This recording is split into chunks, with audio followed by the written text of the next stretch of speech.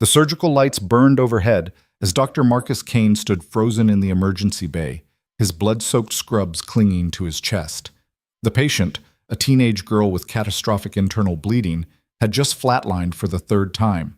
His hands, steady through 15 hours of back-to-back surgeries, trembled now.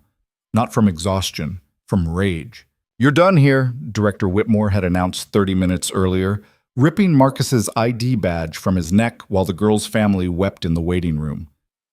"Security will escort you out." The reason?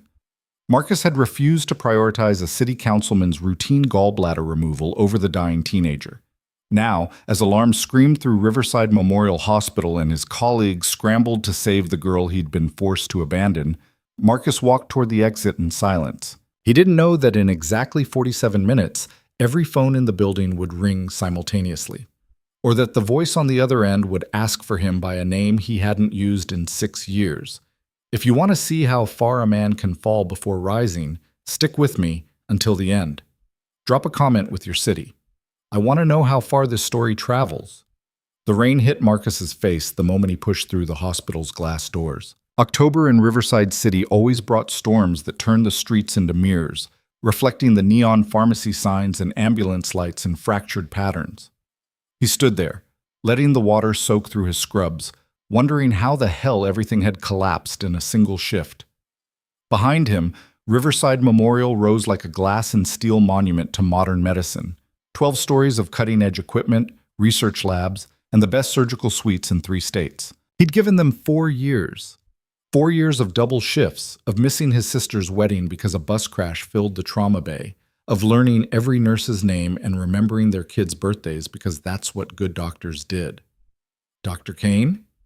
A security guard appeared beside him, young enough to still have acne. The kid's name tag read DeMarco. Marcus had treated his mother for appendicitis last year. "I need your hospital keys and parking pass." Marcus handed them over without a word. DeMarco looked uncomfortable, probably knew this was bullshit. Everyone in the hospital knew.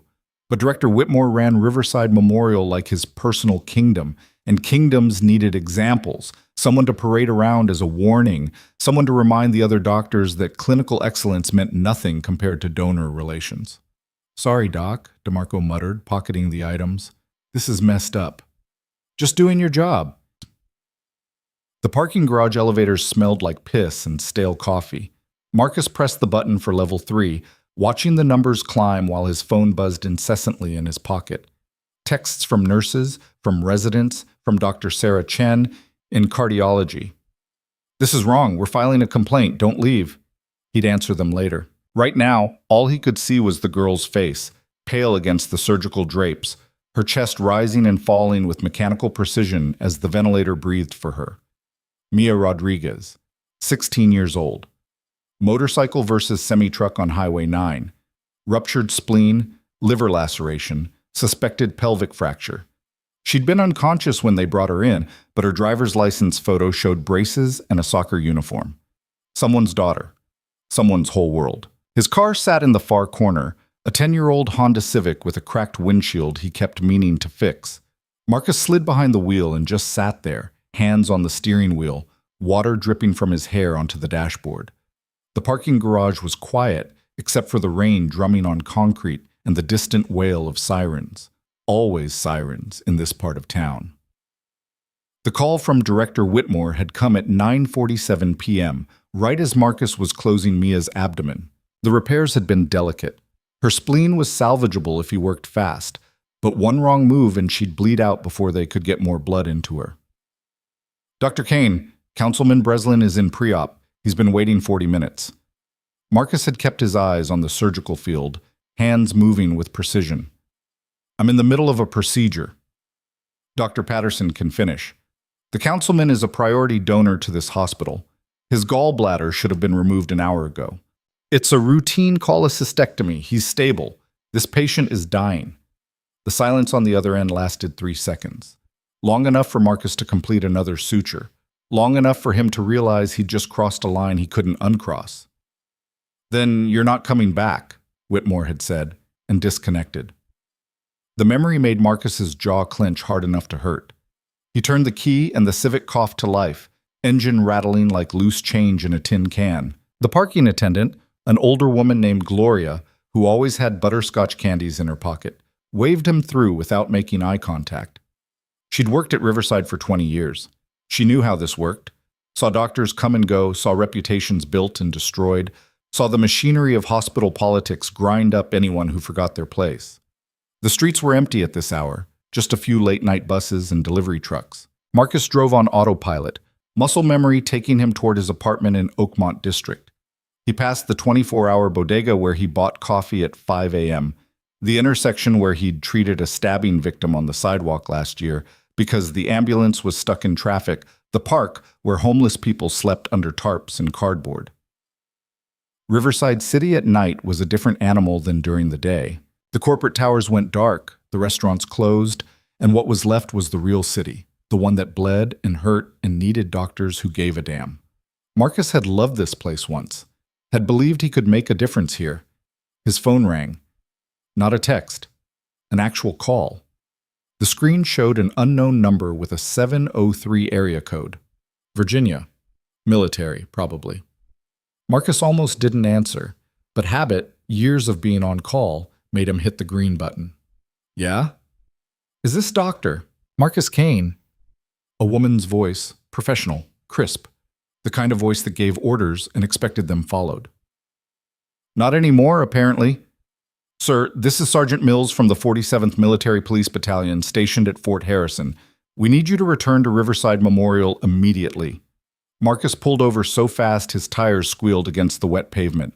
A car behind him honked, swerved around, the driver flipping him off through rain-streaked windows. What? There's been an incident at Fort Harrison.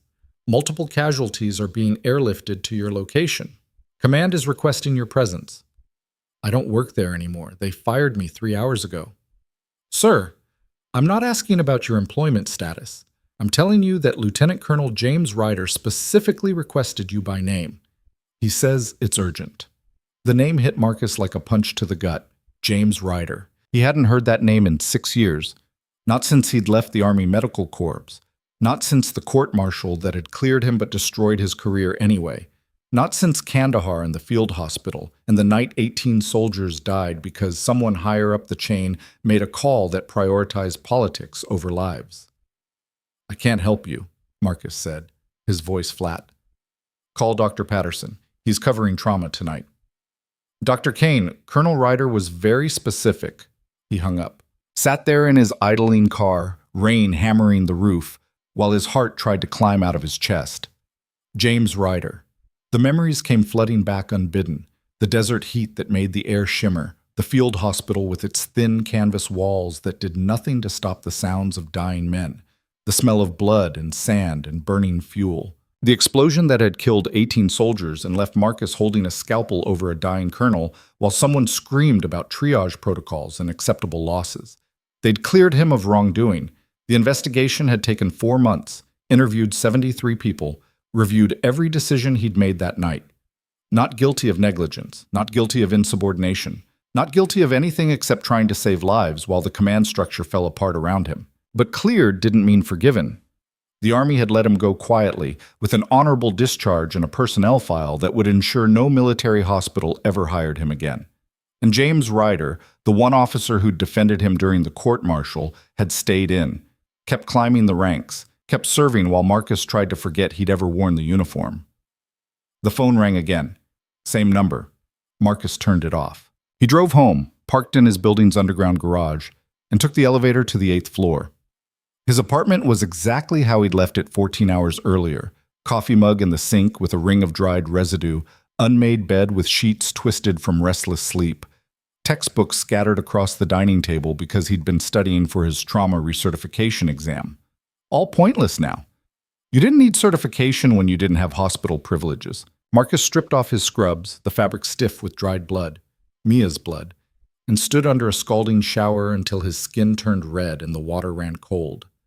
He thought about the girl's mother in the waiting room, the way she'd grabbed his hand and said, "Please save my baby," like he was something more than human, like he had power over life and death instead of just skill and training and desperate hope. Had Patterson saved her? Was she alive right now, recovering in the ICU, Or was she in the morgue with a tag on her toe and a grieving mother being told that everything possible had been done?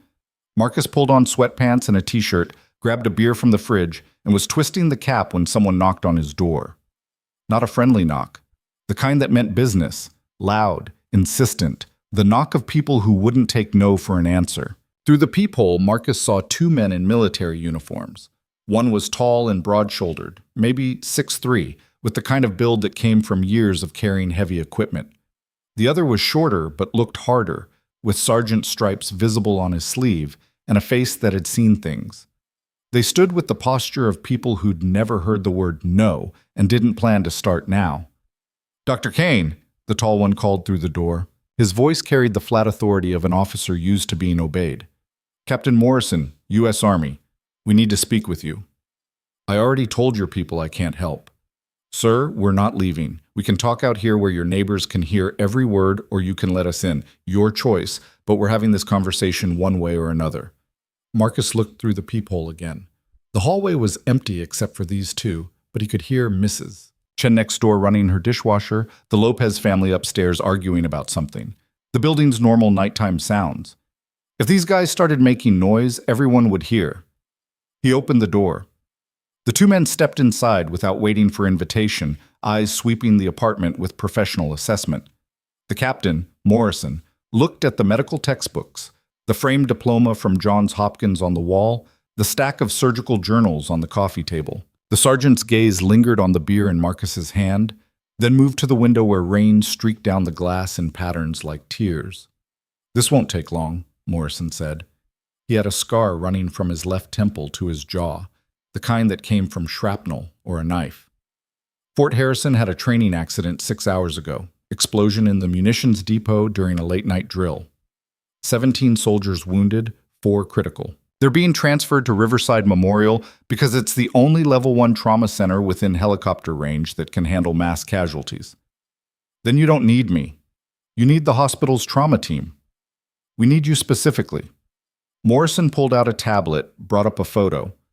Marcus recognized the face immediately. Older, more lined, but unmistakable.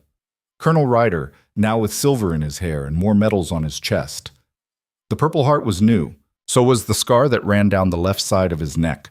Colonel Ryder is commanding Fort Harrison. He has severe internal injuries, possible spinal damage, and he's losing blood fast. He won't let anyone operate until he speaks with you. That's insane. He needs surgery now, not conversation. Maybe.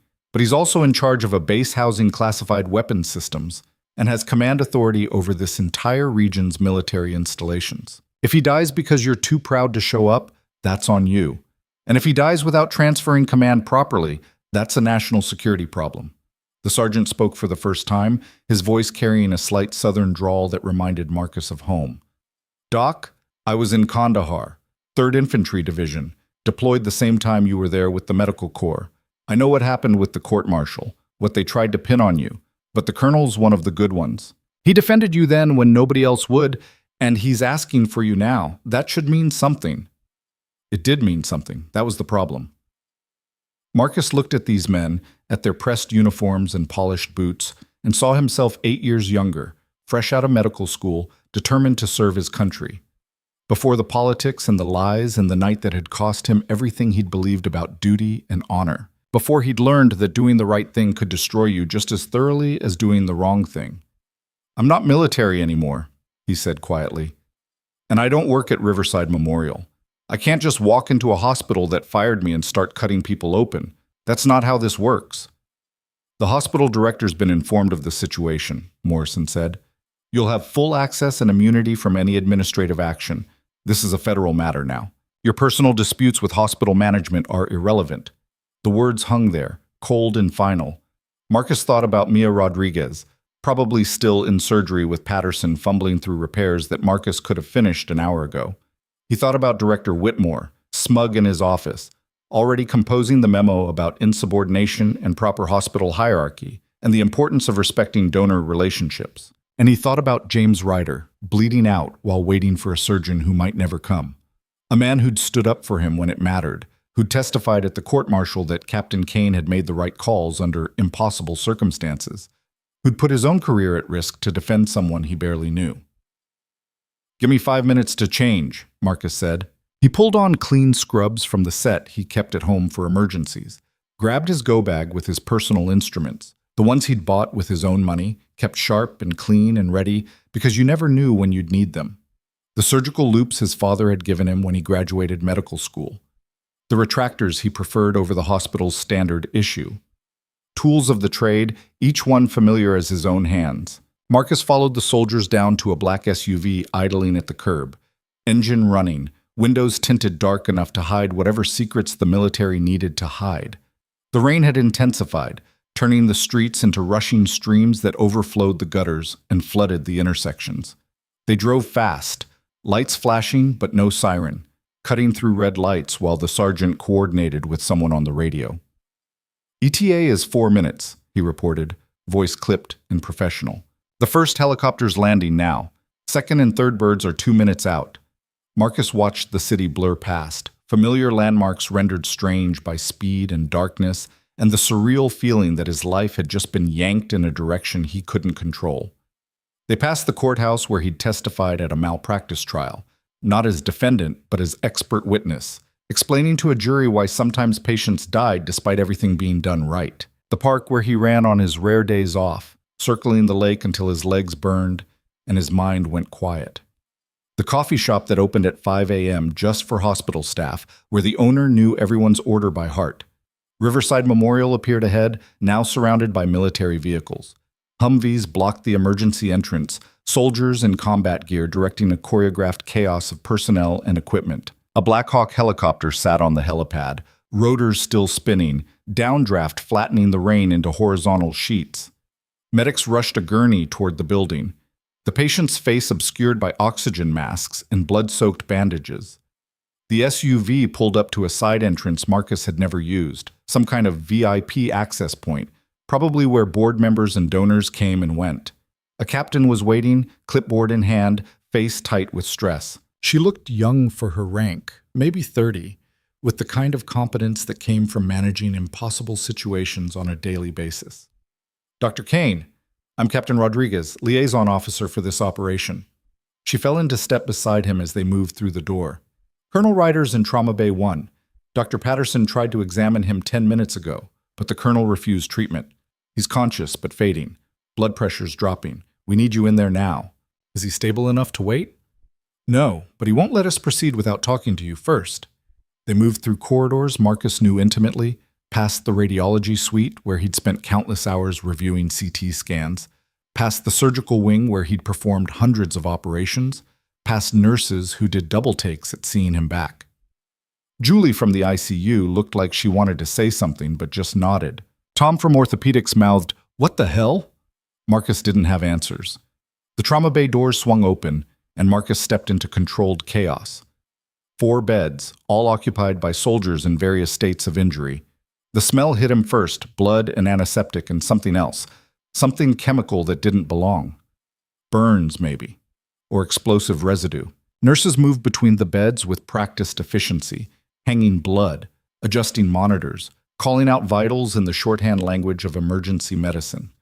Bed 2 needs another unit of O-neg. Get me a chest tube kit for bed 4. Where's respiratory? This guy's satting at 88. And in the center bed, surrounded by more equipment than the others, lay James Ryder. He looked worse than the photo Morrison had shown. Older, grayer, with blood seeping through bandages wrapped around his torso and an IV line in each arm pumping fluids. His uniform had been cut away, revealing the muscled frame of someone who still believed in physical fitness despite being in his 50s. But it was his eyes that stopped Marcus. They were open, tracking everything in the room with the alertness of a combat veteran who'd learned that letting your guard down got you killed. "Kane," Ryder rasped when he spotted Marcus. "Knew you'd come." Marcus moved to the bedside, his trained eye cataloging injuries with automatic precision. The bandages covered what looked like shrapnel wounds, multiple penetrations, irregular edges, the kind of damage that came from being too close to an explosion. The way Ryder was breathing suggested broken ribs, possibly a pneumothorax. His left leg was splinted, probably fractured. But it was the abdominal rigidity that worried Marcus most. Internal bleeding, almost certainly. The question was how bad and from where. I need you to stop talking and let me work, Marcus said, reaching for the trauma bay's portable ultrasound.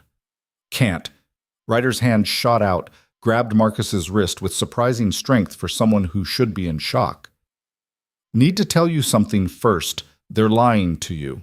About tonight. About why you're really here. Colonel, you're in shock. You need surgery. Listen to me. The blood flecked Ryder's lips when he talked, confirming Marcus's suspicion about internal injuries. This wasn't an accident. Someone sabotaged the depot, planted charges in the ammunition storage, and they did it because of what we found last week during a routine inspection. Marcus glanced at Captain Rodriguez, who'd followed him in. She looked uncomfortable, like this conversation was going places she didn't want to go. Sir, you need to save your strength. The shipment, Ryder continued, eyes locked on Marcus. Military medical supplies being routed through civilian hospitals. Supposed to be standard procedure, distribution networks, efficiency. Except the supplies weren't going where they were supposed to. They were disappearing. Colonel? We traced them here, to Riverside Memorial.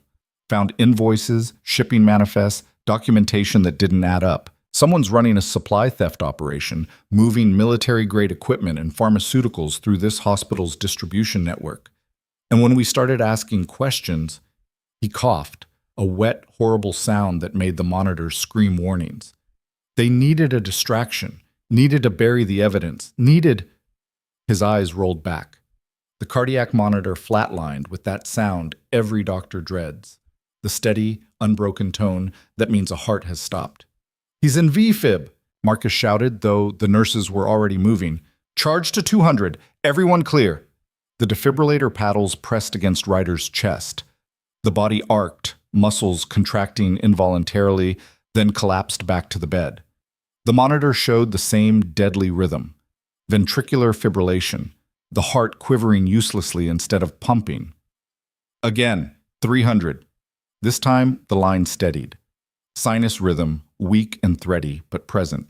Ryder's eyes fluttered open for a second, unfocused, then closed again.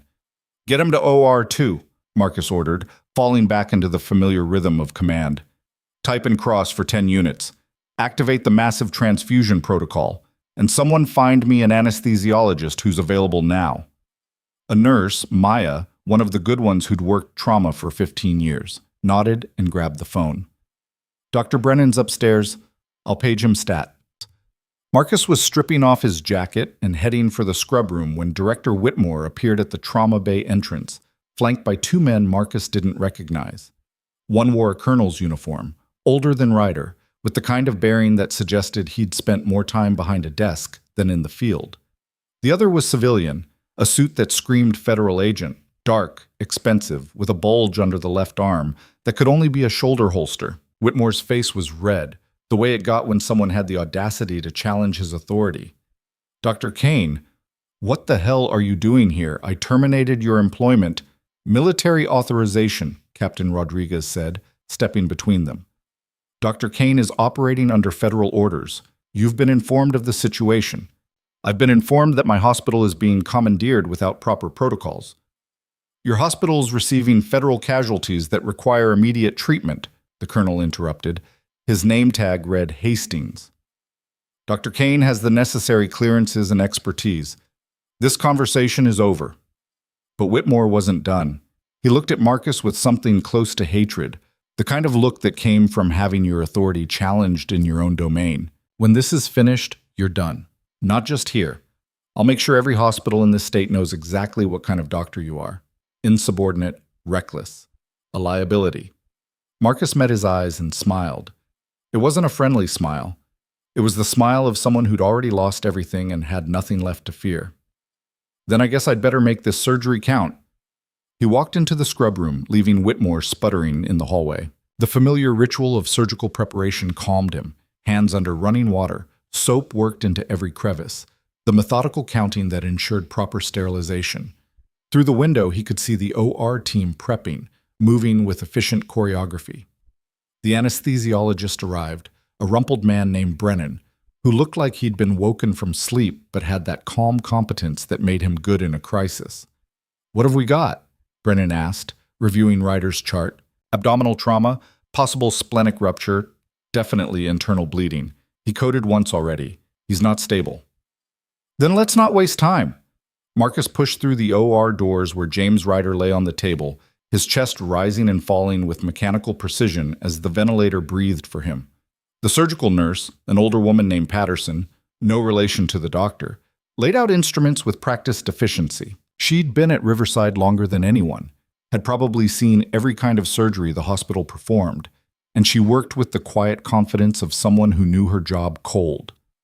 Through the observation window above, more people had gathered: military brass, hospital administrators, the federal agent who'd come with Whitmore. All of them watching, waiting to see if Marcus could save a man who might hold secrets worth killing for. Scalpel, Marcus said. The weight of it felt right in his hand, like coming home, like the universe clicking back into alignment after being off-kilter for too long. Let's see what they didn't want us to find, he murmured, and made the first incision. The skin parted cleanly, revealing the layers beneath: subcutaneous fat, fascia, the muscular wall of the abdomen. Standard anatomy, except when Marcus extended the incision and retracted the muscles to expose the peritoneal cavity, what he saw made his hands freeze for a fraction of a second. Blood. More than there should be, pooling in the abdominal cavity, dark and viscous. But that wasn't what stopped him. It was the scar tissue. Fresh scar tissue, maybe 3 weeks old, running along the left side of Ryder's abdomen. Surgical scars. He's had recent surgery, Marcus said, more to himself than anyone else. Within the last month. Brennan glanced at the chart. Nothing in his medical history, no procedures listed. Marcus probed carefully, following the scar tissue. Professional work, clean sutures, the kind of precision you'd expect from a skilled surgeon. But something about it felt wrong. The placement was off, not aligned with any standard surgical approach. And when he traced it deeper, felt the adhesions that had formed around it, he found something that definitely shouldn't be there. Something small and metallic, embedded in the tissue near Ryder's liver. Not shrapnel from tonight's explosion. This was too regular, too deliberately placed. Marcus used forceps to carefully dissect it free, holding it up to the light. A device, maybe 2 centimeters long, cylindrical, with what looked like a serial number etched into the side. Electronics, clearly. Medical implants didn't look like this. What is that? Patterson asked. I don't know, but someone put it there on purpose. Marcus dropped it into a specimen container, labeled it, and handed it to Patterson. Send that to the lab and make sure it gets logged properly. He returned his attention to Ryder's abdomen. The immediate problem was the bleeding. The spleen was lacerated, probably from tonight's explosion, and the liver had a tear that was pumping blood into the abdominal cavity. Standard trauma surgery. Marcus worked quickly, clamping vessels, repairing tissue, his hands moving with the muscle memory of thousands of hours in the OR. But his mind was racing. Recent surgery, a tracking device, an explosion that Ryder claimed wasn't an accident, military supplies disappearing through hospital distribution networks. And Whitmore's reaction when he'd seen Marcus back in the building, not just anger, but something close to panic. How's his pressure? Marcus asked. Stabilizing, Brennan reported. 80/50. He's getting there. The spleen repair took 20 minutes. The liver took another 30. Marcus worked in silence, focused on the technical demands of surgery, while pieces of a puzzle he didn't understand began to form in his mind. Around him, the OR team moved with practiced coordination. Patterson anticipated his needs, handing him instruments before he asked, suction clearing his field of view, Brennan managing the anesthesia and transfusions with steady competence. Through the observation window, the watchers had multiplied. Marcus caught glimpses of them when he glanced up. Military officers in heated discussion, the federal agent talking on a phone, Whitmore pacing like a caged animal. And in the corner, barely visible, was Captain Rodriguez taking notes on everything she saw. I'm seeing more scar tissue, Marcus said, exploring deeper. The internal landscape of Ryder's abdomen was wrong, marked by surgical interventions that shouldn't exist. Multiple sites. Someone's been inside him more than once. Without it being in his medical record? Patterson's voice carried disbelief. That's not possible. It's possible if whoever did it didn't want a record. Marcus found 2 more devices, both similar to the first, small, metallic, embedded in tissue where they'd cause minimal damage but maximum coverage. one near the kidney, another along the intestinal wall. He removed them carefully, cataloged them, and continued working. The surgery took 2 hours. By the time Marcus placed the final suture and stepped back, Ryder's vitals had stabilized. Blood pressure holding, oxygen saturation good, no signs of ongoing bleeding. A success, by any measure. But Marcus felt uneasy, like he'd just opened a door he couldn't close. "Let's get him to recovery," he said. "I want him monitored closely. Any change in vitals, I want to know immediately." The OR team moved to transfer Ryder to a gurney. Marcus stripped off his gloves, his gown, and walked to the scrub room to wash up. Through the window, he could see the observation gallery emptying, the military brass filing out with serious expressions, the federal agent still on his phone, Whitmore disappearing with a look that promised retribution. Captain Rodriguez was waiting when Marcus emerged. "That was impressive work, Doctor," she said. "The Colonel's lucky you were available." "Is he?" "Because right now it seems like I walked into something a lot bigger than a training accident." Rodriguez's expression didn't change, but something flickered in her eyes. "I don't know what you mean." "The devices I removed from his abdomen, the recent surgeries with no medical record, the Colonel's claim that tonight wasn't an accident." Marcus kept his voice low, aware that the hallway had ears. "What's really going on here?" "I'm just a liaison officer, Dr. Kane. Above my pay grade." "Then who do I talk to?" "You don't. You go home, you stay quiet about what you saw tonight, and you let people who are qualified to handle this handle it." She walked away before Marcus could respond, her boots clicking on the tile floor with military precision. Marcus stood there, exhausted, running on adrenaline and the kind of clarity that came from spending 2 hours focused on keeping someone alive. His scrubs were soaked with sweat, his back ached from standing hunched over the operating table, and his hands had started to shake now that the surgery was done. "Dr. Kane?" A nurse appeared, young, unfamiliar, probably new to the night shift. "Director Whitmore wants to see you in his office." "Tell him I'm busy." "He said it's urgent." "I'm sure it is." Marcus headed toward the recovery area instead. Ryder would be waking up soon, and Marcus wanted to be there when he did. Wanted answers to questions that were multiplying faster than he could track them. But when he reached the recovery wing, he found 2 soldiers standing guard outside Ryder's room. "Sorry, sir," one said. "No unauthorized access." "I'm his surgeon." "Orders are orders. The Colonel's under military protection until further notice." Marcus considered pushing it, but the look in the soldier's eyes said that wouldn't end well. Instead, he headed for the doctor's lounge, a cramped room with a coffee maker that produced something vaguely resembling caffeinated sludge and a couch that had seen better days. He collapsed onto it, closed his eyes, and tried to make sense of the night. A training accident that wasn't an accident. A colonel with tracking devices surgically implanted without his knowledge. Military supplies disappearing through hospital distribution networks. And his own firing, just hours before all of this unfolded, by a director who'd reacted to Marcus's return with panic instead of just anger. The coffee maker gurgled. Marcus got up, poured himself a cup, and was taking his first sip when the door opened. Dr. Sarah Chen stood there, still in her scrubs from whatever cardiology case had kept her busy tonight. "You're back," she said. It wasn't a question. "Apparently. I heard about the surgery, about the Colonel." She closed the door behind her, lowered her voice. "Marcus, be careful. Something's wrong here." "I noticed." "No, I mean really wrong. After you left, I went to check on Mia Rodriguez.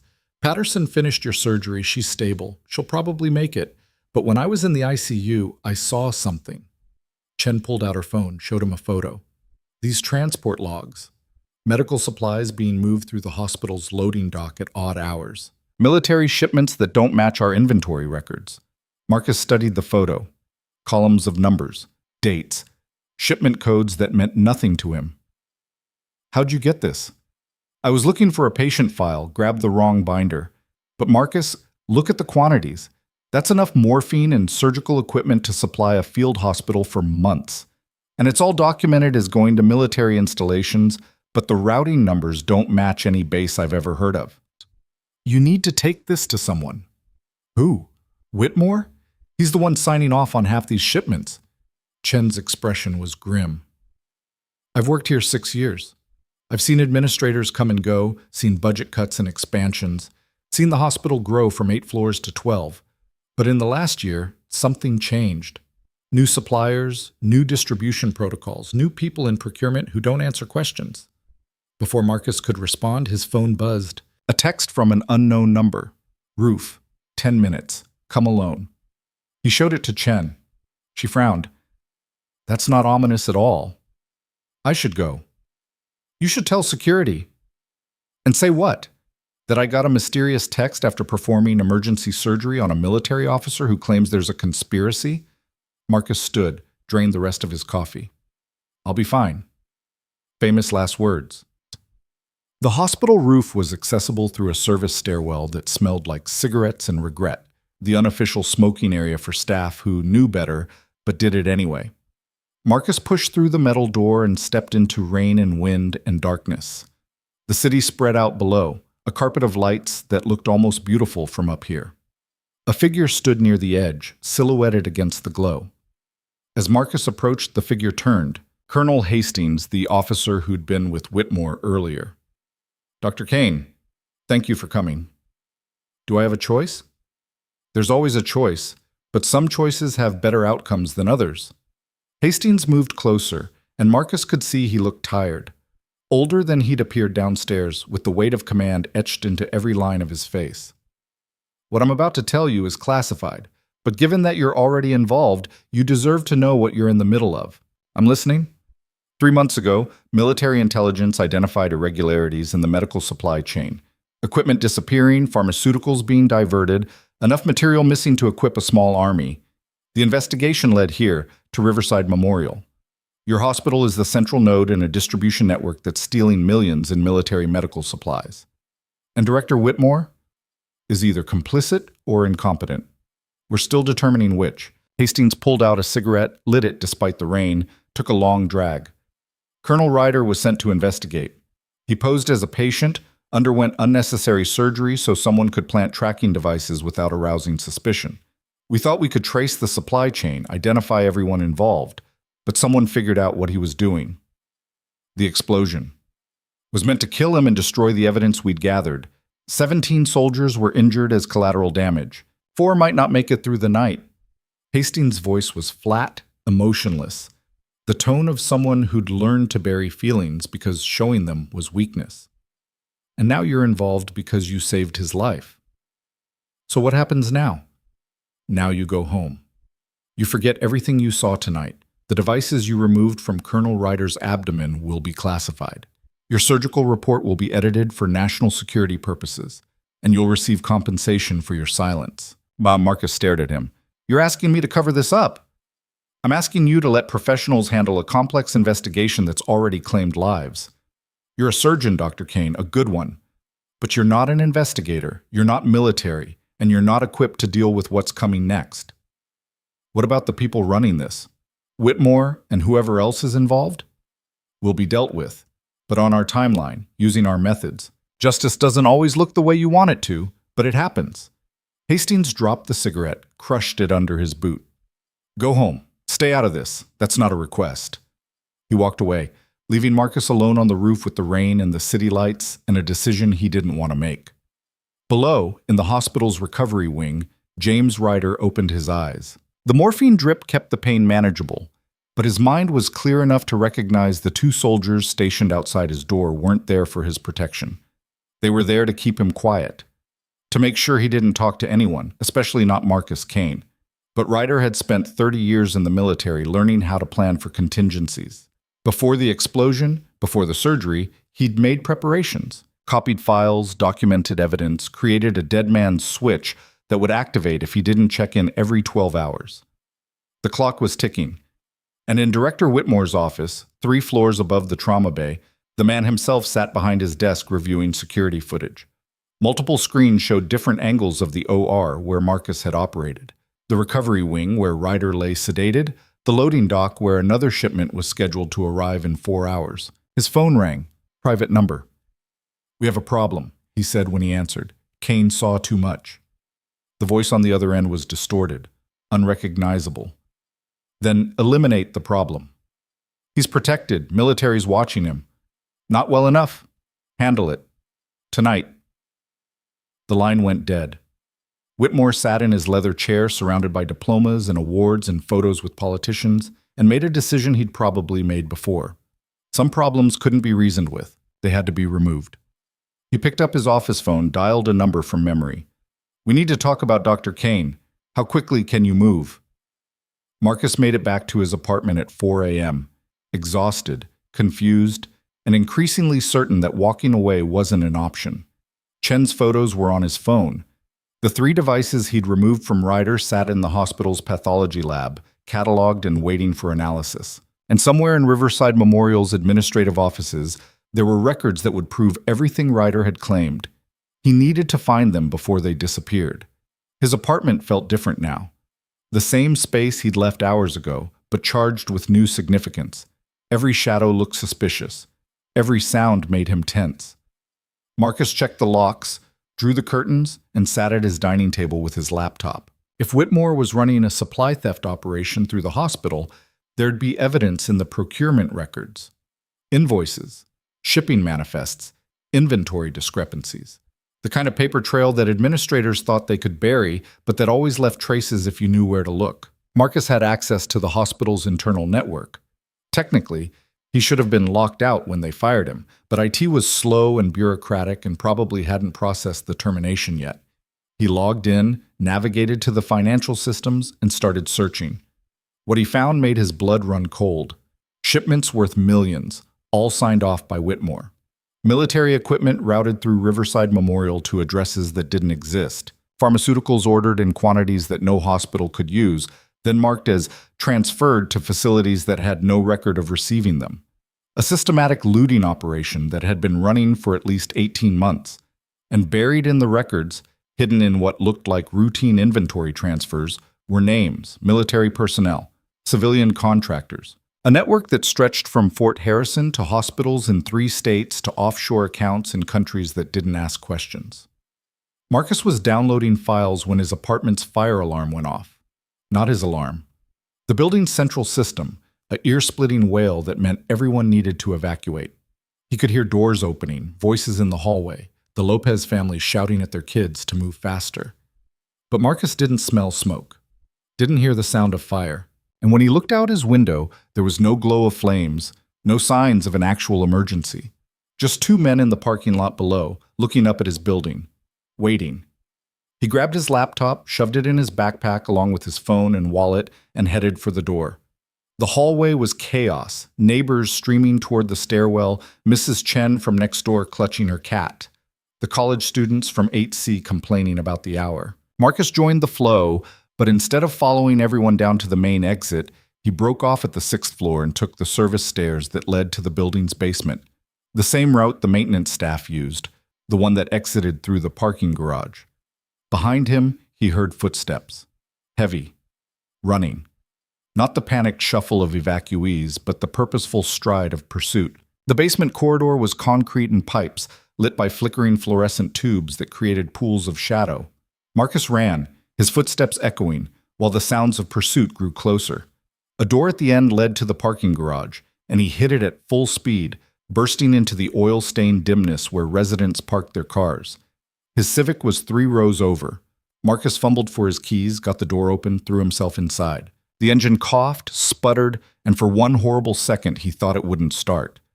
Then it caught, and he was moving, tires squealing on concrete as he headed for the exit. In his rear-view mirror, he saw them.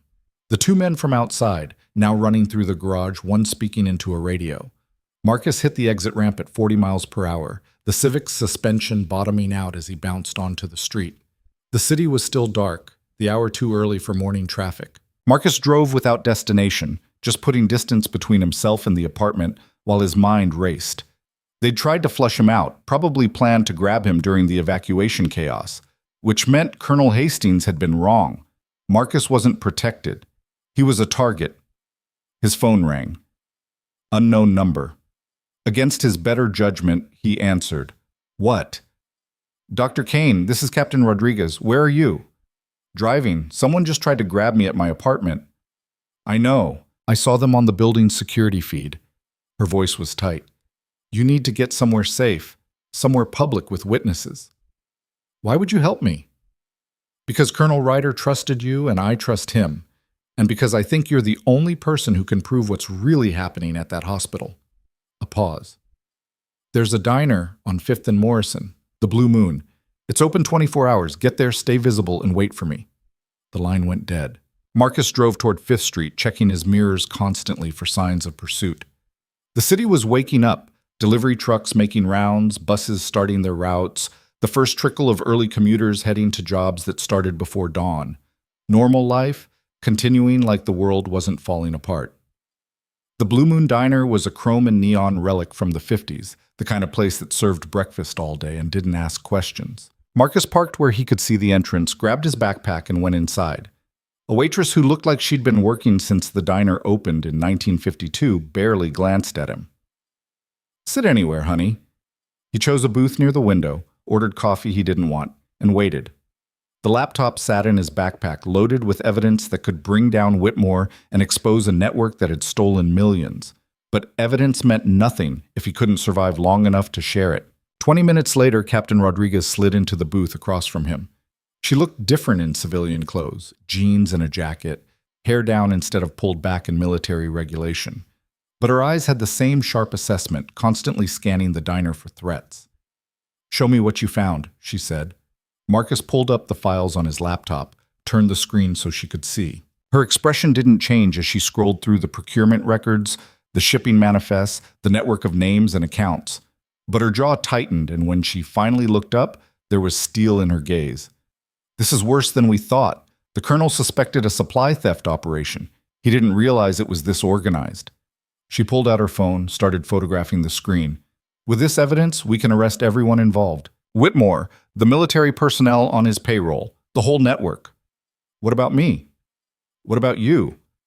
I'm a civilian who just stole classified information and is being hunted by people who've already tried to kill a military officer.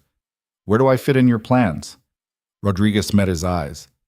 "You fit in protective custody until this is over. It's not ideal, but it's better than being dead." "How long?" "Days, maybe weeks. Depends on how fast the investigation moves." Marcus thought about his life. The apartment he couldn't return to, the job he'd lost, the career that Whitmore would destroy whether or not he survived this. Everything he'd built in Riverside City, gone, all because he'd tried to save a teenage girl instead of kissing a donor's ass. "There's another option," he said slowly. "I go public. Give this evidence to journalists, to news outlets, make it impossible to cover up. And paint an even bigger target on your back. The people running this operation have resources, money, connections. They'll destroy your credibility, bury you in lawsuits, make you wish you'd stayed quiet. Let them try." Rodriguez studied him for a long moment. "You're serious?" "I spent 6 years running from what happened in Kandahar, trying to rebuild, trying to prove I deserved a second chance. And where did it get me? Fired for doing the right thing, hunted for knowing too much. I'm done running." She smiled, just a little. "The colonel said you were stubborn. He's one to talk."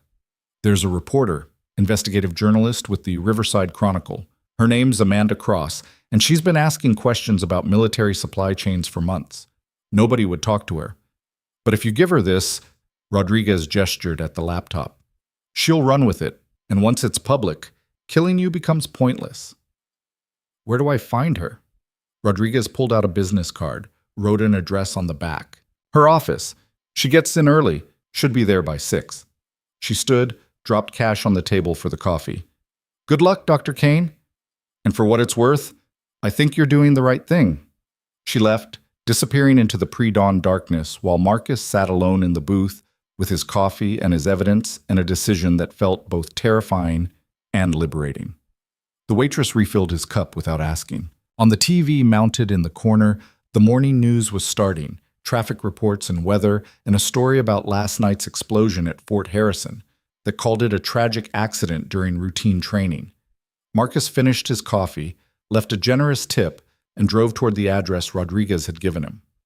The Riverside Chronicle occupied an old building downtown, the kind of place that had housed newspapers since before the internet tried to kill print journalism. Amanda Cross's office was on the 3rd floor, and when Marcus arrived at 6:15 a.m., she was already there, surrounded by files and coffee cups and the determined chaos of someone chasing a story.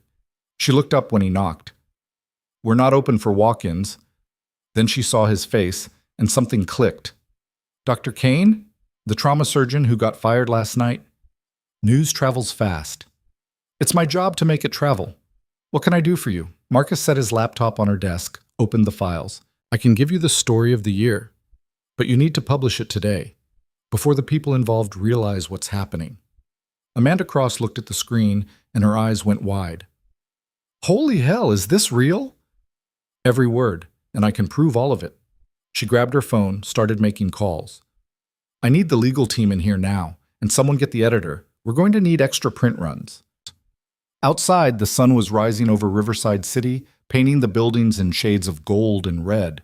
And somewhere in the hospital, Director Whitmore was about to have a very bad day. The Riverside Chronicle's legal team arrived within 20 minutes. 3 lawyers who looked like they'd been summoned from their beds, but came anyway because Amanda Cross had that effect on people. They huddled around Marcus's laptop, scrolling through procurement records and shipping manifests while asking questions in rapid-fire succession. "Can you verify these sources? Do you have physical evidence beyond the digital files? Are you prepared to testify under oath if this goes to court?" Marcus answered each one, his voice steady despite the exhaustion creeping through his bones. Yes. He could verify.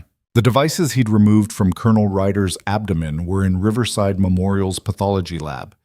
Yes, he'd testify. What choice did he have now? Amanda worked her phone like a conductor leading an orchestra, coordinating with editors and fact-checkers and sources she'd cultivated over years of investigative work. She was maybe 40, with gray threading through dark hair she kept pulled back in a messy bun, and the kind of focused intensity that came from caring about truth more than comfort. "We can have the front page ready by noon," she said, hanging up from her 5th call. "But I need more than documents. I need a human face, someone who can explain what this means to readers who don't understand military procurement. You're looking at him. I mean someone still inside the system, a whistleblower with credibility." Marcus thought about Captain Rodriguez, about the risk she'd already taken helping him. "I might know someone, but they'd be ending their career." Sometimes careers are worth ending for the right reason. Amanda's expression softened slightly. "Look, I've been chasing this story for 8 months. Ever since a sergeant from Fort Harrison called me drunk one night, rambling about missing supplies and forged invoices. He died 2 weeks later, car accident officially, but his brake lines had been cut." The words landed heavy. Marcus had been thinking about this as corruption, as theft, as a problem that could be solved with evidence and exposure. He hadn't fully processed that people were killing to protect it. "How many?" he asked. "How many people have died because of this?" "I can prove 3. The sergeant, a hospital administrator who started asking questions, and a logistics officer who threatened to go to the inspector general. But I suspect more. A lot more." She turned her laptop screen toward him, showing a map with red pins scattered across 3 states. Every pin is a suspicious death connected to military medical supply chains, accidents, suicides, disappearances. The pattern's there if you know how to look. Marcus studied the map. Riverside City had 5 pins. Fort Harrison had 7. And spreading out from there, like metastases from a cancer, were dozens more. One of the lawyers cleared his throat. "Ms. Cross, if we're publishing this, we need ironclad sourcing. These allegations involve active military personnel, federal crimes, and conspiracy to commit murder. The Chronicle will be sued into oblivion if we get this wrong." "We won't get it wrong." Amanda pulled up a new file on her screen. "I've got bank records showing wire transfers from offshore accounts to people on Dr. Kane's list. I've got testimony from a nurse who saw military equipment being loaded into unmarked trucks at 3 a.m. I've got shipping manifests that don't match inventory records. And now I've got Dr. Kane's evidence and his willingness to go on record." She looked at Marcus. "Are you willing? Because once this publishes, there's no taking it back. Your life changes permanently." "It already changed. I'd rather control how." "Then let's write the story that ends this." They worked through the morning, Marcus providing technical details while Amanda shaped it into narrative that readers could follow.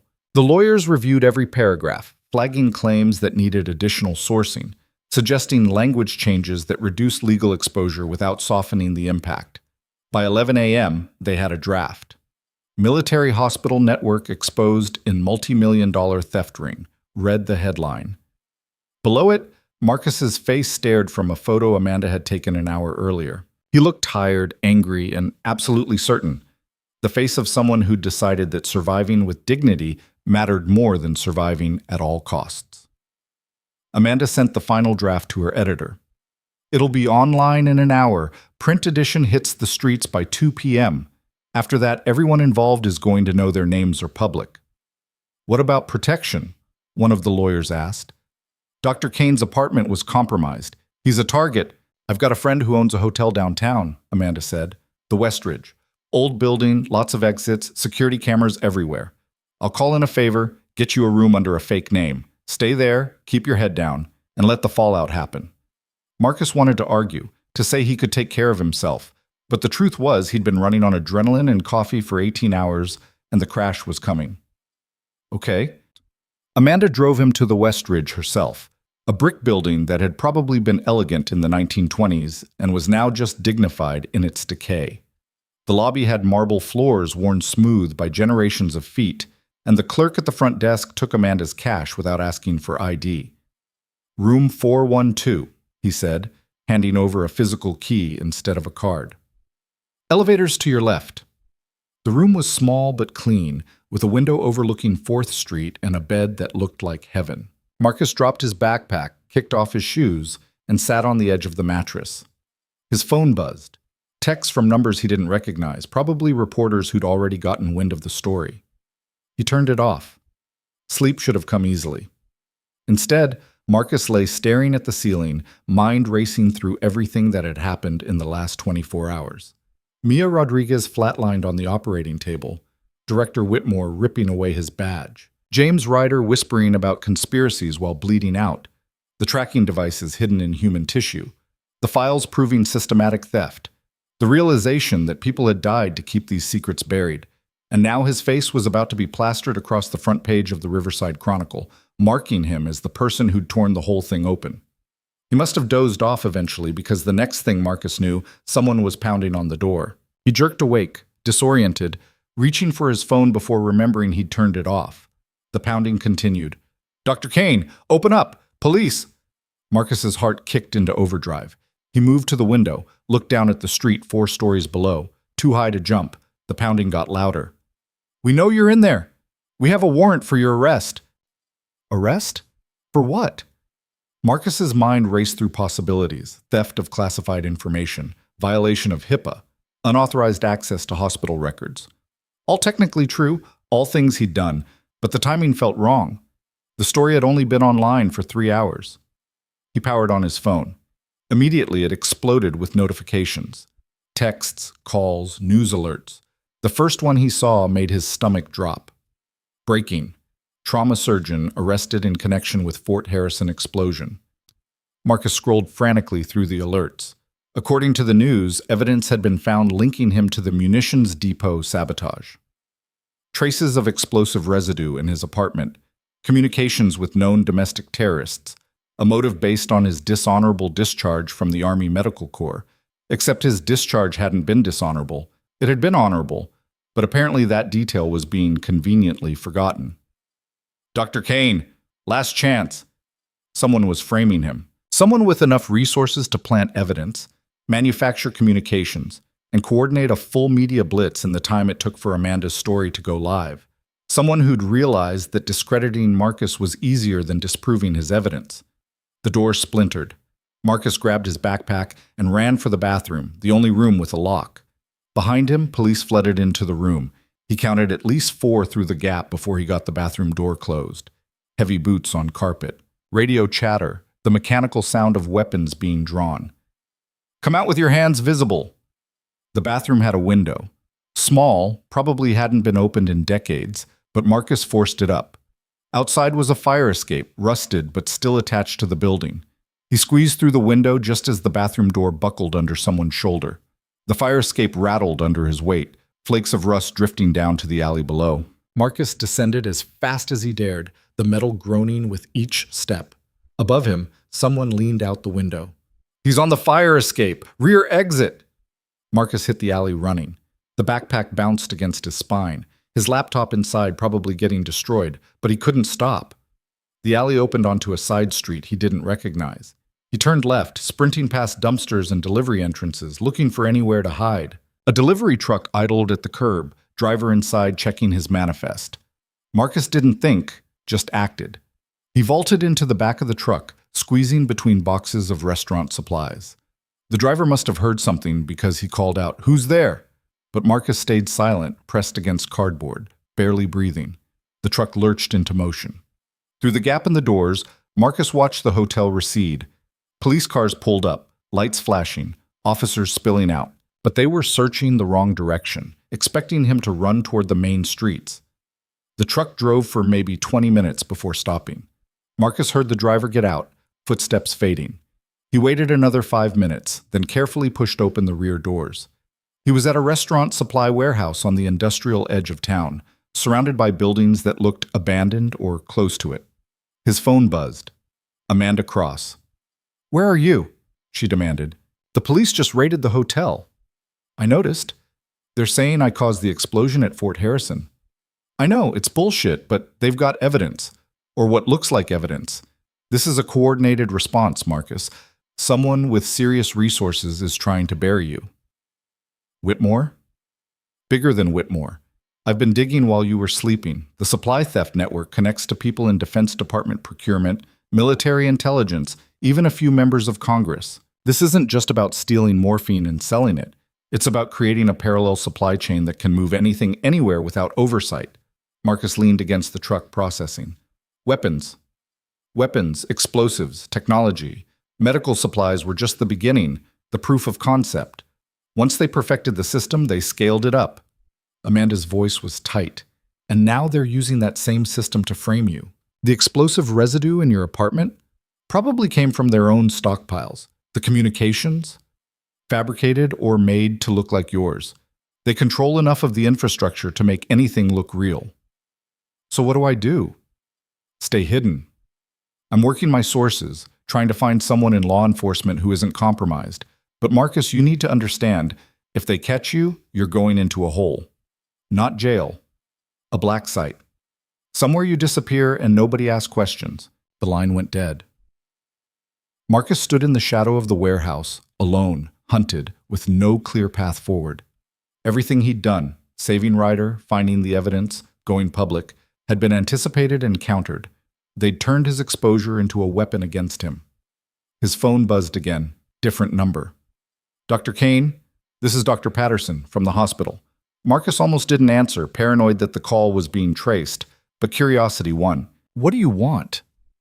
"I need to talk to you about Mia Rodriguez, the girl you were operating on when Whitmore fired you." Patterson's voice was shaking. "She didn't make it. She died 2 hours ago." The words hit like a physical blow. "What? You said she was stable." "She was. I finished your surgery. She went to ICU. Vitals were good. But this morning she developed sudden cardiac arrest. We couldn't save her." A pause. "Dr. Kane, I've been a surgeon for 30 years. I know what a natural death looks like. This wasn't natural." Marcus felt ice in his veins. "You're saying someone killed her." "I'm saying a healthy 16-year-old doesn't go into sudden cardiac arrest 12 hours after successful surgery. And I'm saying that when I tried to order an autopsy, Director Whitmore blocked it. Told me the family declined, but I spoke to her mother. She never declined anything." "Where are you now?" "In my car, in the hospital parking garage. I'm scared, Doctor." "Kane, I think I saw something I wasn't supposed to see." "What did you see?" "Whitmore, in the ICU at 4 a.m., standing next to Mia's bed. I was checking on another patient. He didn't know I was there. He had a syringe." Patterson's voice broke. "I think he injected something into her IV. I think he killed her to hurt you, to make sure you couldn't say you saved her life." Marcus closed his eyes. Mia Rodriguez, 16 years old, with her whole life ahead of her. Dead because she'd been the excuse Marcus used to defy Whitmore. Dead because she'd become a liability in a much bigger game. "Dr. Patterson, you need to leave. Right now. Get somewhere safe. They're here. Dr. Kane, they're..." The line went dead. Not disconnected. Cut off mid-sentence. Marcus tried calling back, straight to voicemail. He tried again, same result. His hands were shaking so badly he almost dropped the phone. They'd gotten to Patterson. Maybe killed him, maybe just grabbed him, but either way another person was hurt because of Marcus's decision to fight back. He wanted to scream, wanted to break something, wanted to go back 24 hours and make different choices. But time only moved forward, and the body count kept rising. His phone rang. Unknown number, but at this point Marcus had nothing to lose. Yeah? Dr. Kane. Colonel Ryder's voice, weak but clear. I'm told you're having a difficult day. Where are you? How are you calling me? Military hospital, under guard, supposedly sedated, but I convinced a nurse to bring me a phone. He coughed, a wet sound that suggested his lungs were still struggling. I heard about the charges. About Mia Rodriguez, I'm sorry. Sorry doesn't help. No, but this might. Rustling sounds, like Ryder was adjusting position. Before the explosion, I copied all the files I'd gathered. Financial records, communications, operational details, everything. I stored them in a secure location off base. Marcus's heart rate picked up. Where? There's a storage facility in Oakmont District. Oak Street Storage. Unit 247. The code is 1847. Year the Medical Corps was founded. Inside you'll find enough evidence to prove everything.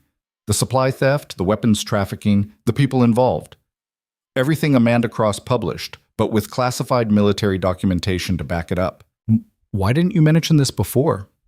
Because I was unconscious, then sedated, then under guard. This is the first chance I've had. Another cough. Marcus, listen to me. They're planning something big. A shipment coming through Riverside Memorial tomorrow night. Military hardware destination unknown. If that shipment goes through, people die. Maybe hundreds, maybe more. What kind of hardware? The kind that ends up in war zones or terrorist attacks. The kind that makes stealing morphine look like shoplifting. Ryder's breathing was labored now. You need to stop it. Get the evidence from the storage unit, give it to someone who can act on it, and whatever you do, don't let that shipment leave the hospital. I'm one person, Colonel. I can't stop an entire operation. You already did. You exposed them. Now finish what you started. Voices in the background, Ryder saying something muffled. Then back on the line. Urgent. I have to go. Unit 247, code 1847. Don't trust anyone. The call ended. Marcus stood in the industrial wasteland processing. A storage unit with evidence. A shipment tomorrow night. And a hospital full of people who wanted him dead or disappeared. The smart play was to run. Take Ryder's information, mail it to Amanda Cross or the FBI or whoever, and get as far from Riverside City as possible. Change his name, start over somewhere nobody knew his face. But Mia Rodriguez didn't get to start over. Doctor, Patterson probably wouldn't either. And if Ryder was right about the shipment, neither would the people who'd die when those weapons reached their destination. Marcus looked at his phone. The news alerts kept coming, manhunt expanding, federal involvement, terrorism charges. His face was everywhere now, labeled as dangerous. As a threat. Maybe he should become one. The Oak Street storage facility was a half-mile walk through back alleys and industrial lot. Marcus kept his head down, avoiding main streets and security cameras. The city felt different in daylight when you were being hunted. Every car could be surveillance, every pedestrian could be an informant, every moment could be the one where someone recognized him. The storage facility was older than most, with physical locks instead of electronic keypads. Unit 247 was on the second floor, accessed by an exterior staircase that gave Marcus a view of the parking lot, empty except for a few cars that looked like they'd been there for months. Code 1847. The lock clicked open. Inside, the unit was sparse. Metal shelves lined the walls, mostly empty except for one shelf in the back that held a military-grade equipment case. Marcus opened it. File folders. USB drives. A laptop with military encryption. And sitting on top, a handwritten note in Ryder's precise script. If you're reading this, I'm either dead or detained. Everything you need is here. The network goes deeper than you think. Trust Captain Rodriguez. She's one of the good ones. Marcus grabbed the laptop, started going through files. What he found made his earlier discoveries look like practice runs. The supply theft operation was just the visible layer. Underneath it was a network that moved weapons, explosives, and classified technology to the highest bidder. Military officers selling out their own units. Defense contractors supplying both sides of conflicts. A shadow economy built on betrayal and blood money that generated hundreds of millions in profit. And at the center of it, coordinating everything, was a name Marcus recognized. Not Whitmore. He was middle management at best. The real architect was General Marcus Thorne, Deputy Commander of Military District 7. A decorated officer with 40 years of service and enough authority to move supplies anywhere without triggering oversight. Tomorrow night's shipment was labeled medical equipment, routine transfer.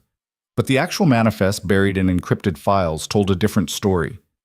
Surface-to-air missiles, C4 explosives, military-grade communications equipment, destination, a warehouse in Mexico, from which it would disperse to cartels, militias, and anyone else willing to pay. Marcus photographed everything with his phone, uploading it to a cloud storage account as backup. Then he kept digging, looking for weaknesses in tomorrow's operation. The shipment was scheduled to arrive at Riverside Memorial's loading dock at 11 p.m. From there, it would be transferred to civilian trucks and driven south. The window of vulnerability was small, maybe 30 minutes between arrival and departure. But in those 30 minutes, if someone could expose what was really in those crates, the whole operation would collapse. Marcus's phone buzzed. Amanda Cross again. I got your photos. This is incredible, Marcus. This is everything we need. Can you publish it? I'm already writing, but I need time to verify sources, get legal clearance, tomorrow afternoon at the earliest. The shipment moves tomorrow night at 11. Silence on the other end. Then, we need to call the FBI or military police, someone with authority to stop it. And trust they're not compromised? Ryder said the network goes all the way up. Then what's your plan? Storm the hospital loading dock yourself? Marcus didn't have a plan. Just a growing certainty that if he didn't act, people would die. I'll figure something out. Marcus, don't do anything stupid. You're not a cop. You're not military anymore. You're a doctor. Doctors save lives. That's what I'm trying to do. He hung up before she could argue. The rest of the day passed in a blur of planning. Marcus used the storage unit as a base, spreading out maps of the hospital, reviewing shift schedules he'd memorized from 4 years of working there. The loading dock was accessible through the maintenance tunnels, routes he'd used hundreds of times to move between buildings without going outside. If he could get inside the hospital without being spotted, he could reach the loading dock. And if he could reach the loading dock, he could document the shipment. Video evidence of military weapons being moved through a civilian hospital would be impossible to dismiss. But getting inside meant getting past security, cameras, and probably armed guards. It meant moving through a building where everyone had seen his face on the news. It meant trusting that 4 years of knowing the hospital's rhythms and routines would be enough to avoid capture. Stupid odds. But Marcus had faced worse. As darkness fell, he prepared. Changed into maintenance coveralls he found in a supply closet at the storage facility. Grabbed a toolbox to look official. Practiced looking purposeful, like someone who had every reason to be where he was. His phone buzzed one more time. Captain Rodriguez. I heard about the charges. For what it's worth, I know they're false. Knowing doesn't help me. Maybe this will. I pulled the duty roster for tomorrow night. The guards at the loading dock are private security, not military. Rent-a-cops hired through a company that General Thorne owns.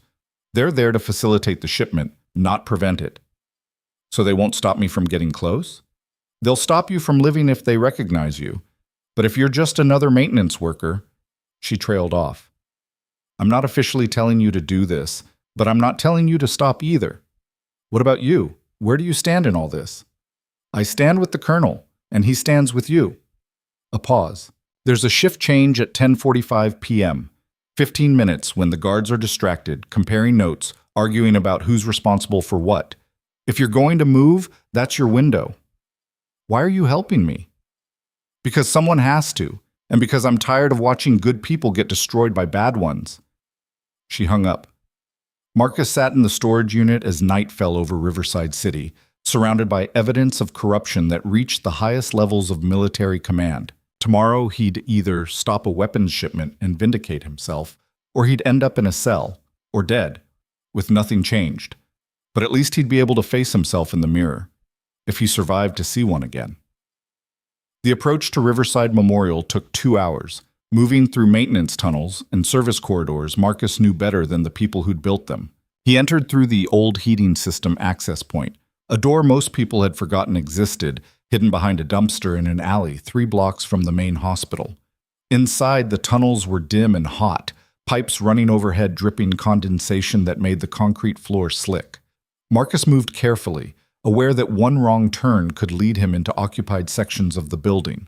The toolbox felt heavier with each step, his makeshift disguise suddenly seeming too thin to protect him. At 10:30 p.m., he reached the junction that connected to the loading dock's utility room. Through the wall, he could hear voices. Guards changing shift, just like Rodriguez had said. He waited, counting seconds, until the voices faded.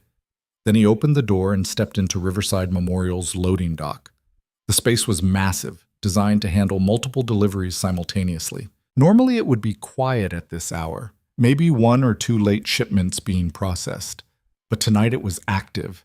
Military vehicles parked at 2 of the bays, soldiers directing forklifts, and in the center of it all, Director Whitmore. He stood next to a civilian truck, supervising the transfer of unmarked crates. The kind of crates that could hold anything. The kind that nobody was supposed to look inside. Marcus pulled out his phone, started recording video. Got clear shots of the military vehicles, the license plates, the soldiers' uniforms. Got Whitmore's face in frame, clearly visible. Got enough evidence to prove everything.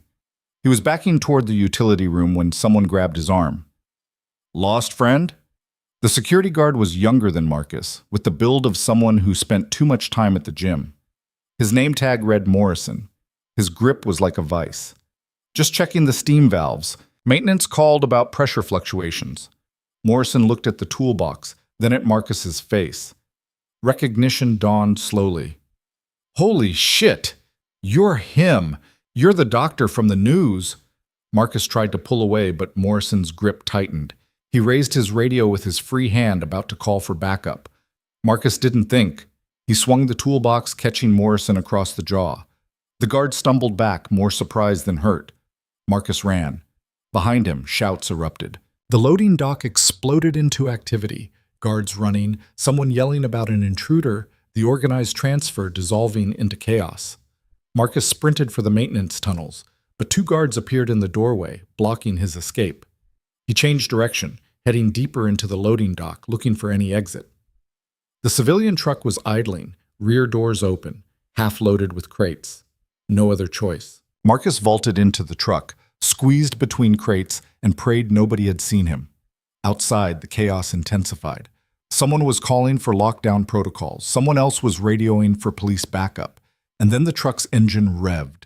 The doors slammed shut, plunging Marcus into darkness. The truck lurched into motion.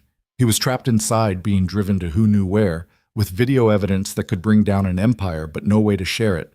Through gaps in the door, he could see the loading dock receding, Riverside Memorial disappearing into the night. Wherever this truck was going, Marcus was going with it. And when it stopped, the people who opened those doors were going to find a very inconvenient passenger. The truck hit a pothole, and Marcus slammed into a crate hard enough to knock the air from his lungs. He braced himself against the metal wall, trying to find purchase in the darkness, while the vehicle bounced over what felt like rough road. The crates around him shifted with each turn, their weight enormous, their contents deadly. His phone screen provided the only light. The video he'd recorded was still there, uploaded to cloud storage before he'd lost signal in the truck. But what good was evidence if he ended up dead in a warehouse somewhere? Another suspicious accident in Amanda Cross's growing collection of red pins. The truck slowed. Marcus heard voices outside, muffled but urgent. The engine idled for maybe 30 seconds, then continued. A checkpoint of some kind. They were leaving the city, heading south just like Ryder's files had indicated.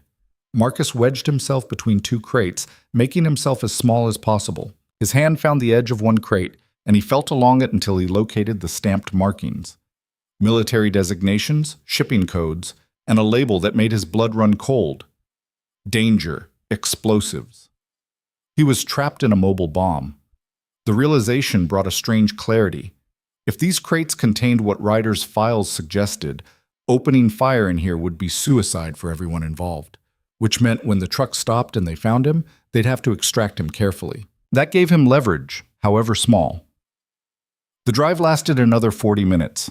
Marcus used the time to position himself strategically, phone ready to record, back against the cab wall where he'd be visible the moment the doors opened. If he was going down, he'd make sure it was documented. The truck finally stopped. Engine cut off. Voices outside, more of them now. Marcus heard the distinct sound of weapons being readied, bolts sliding, magazines seating. They were expecting trouble. The rear doors swung open and Marcus was hit by a wall of light and noise. Flashlight beams converged on him, voices shouting contradictory orders. Hands where I can see them. Don't move. Get out of the truck slowly.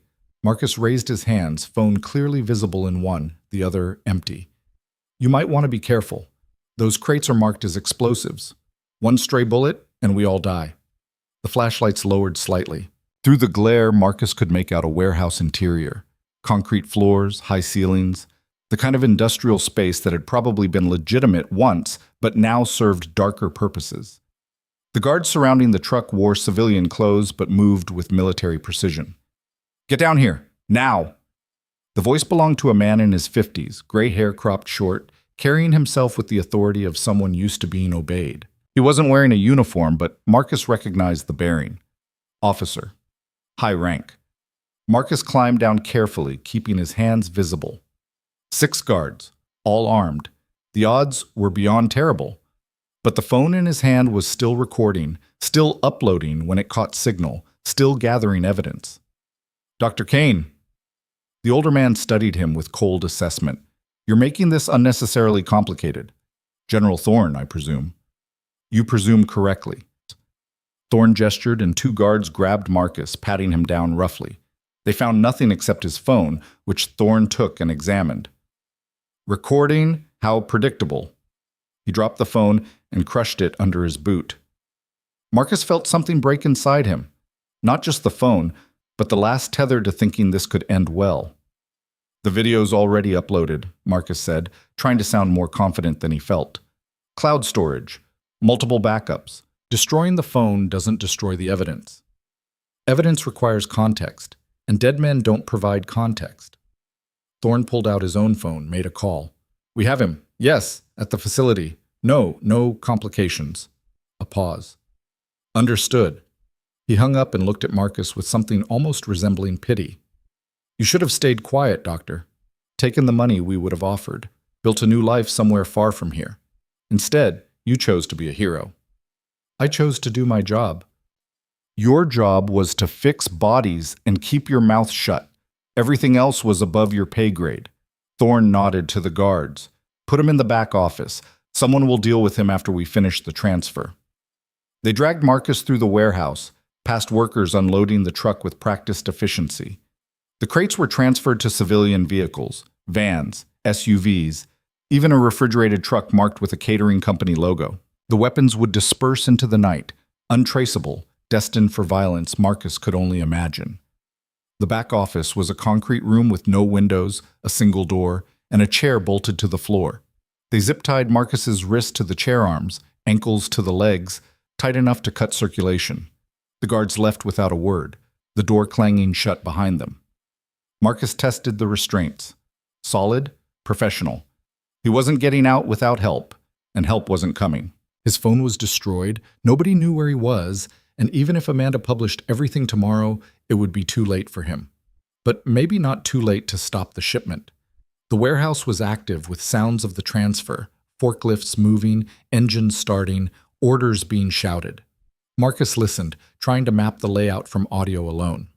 The office was at the back of the building, away from the main floor, isolated, easy to ignore if something louder demanded attention. He needed to create that something louder. The office had exposed wiring running along the ceiling, old construction, probably not up to code. If Marcus could somehow create a short circuit, trigger the fire suppression system, it might cause enough chaos to disrupt the transfer. But his hands were secured and the wiring was 10 feet above his head, unless he could tip the chair. Marcus rocked back and forth, testing the chair's balance. It was heavy, welded steel, but the bolts securing it to the floor had some give.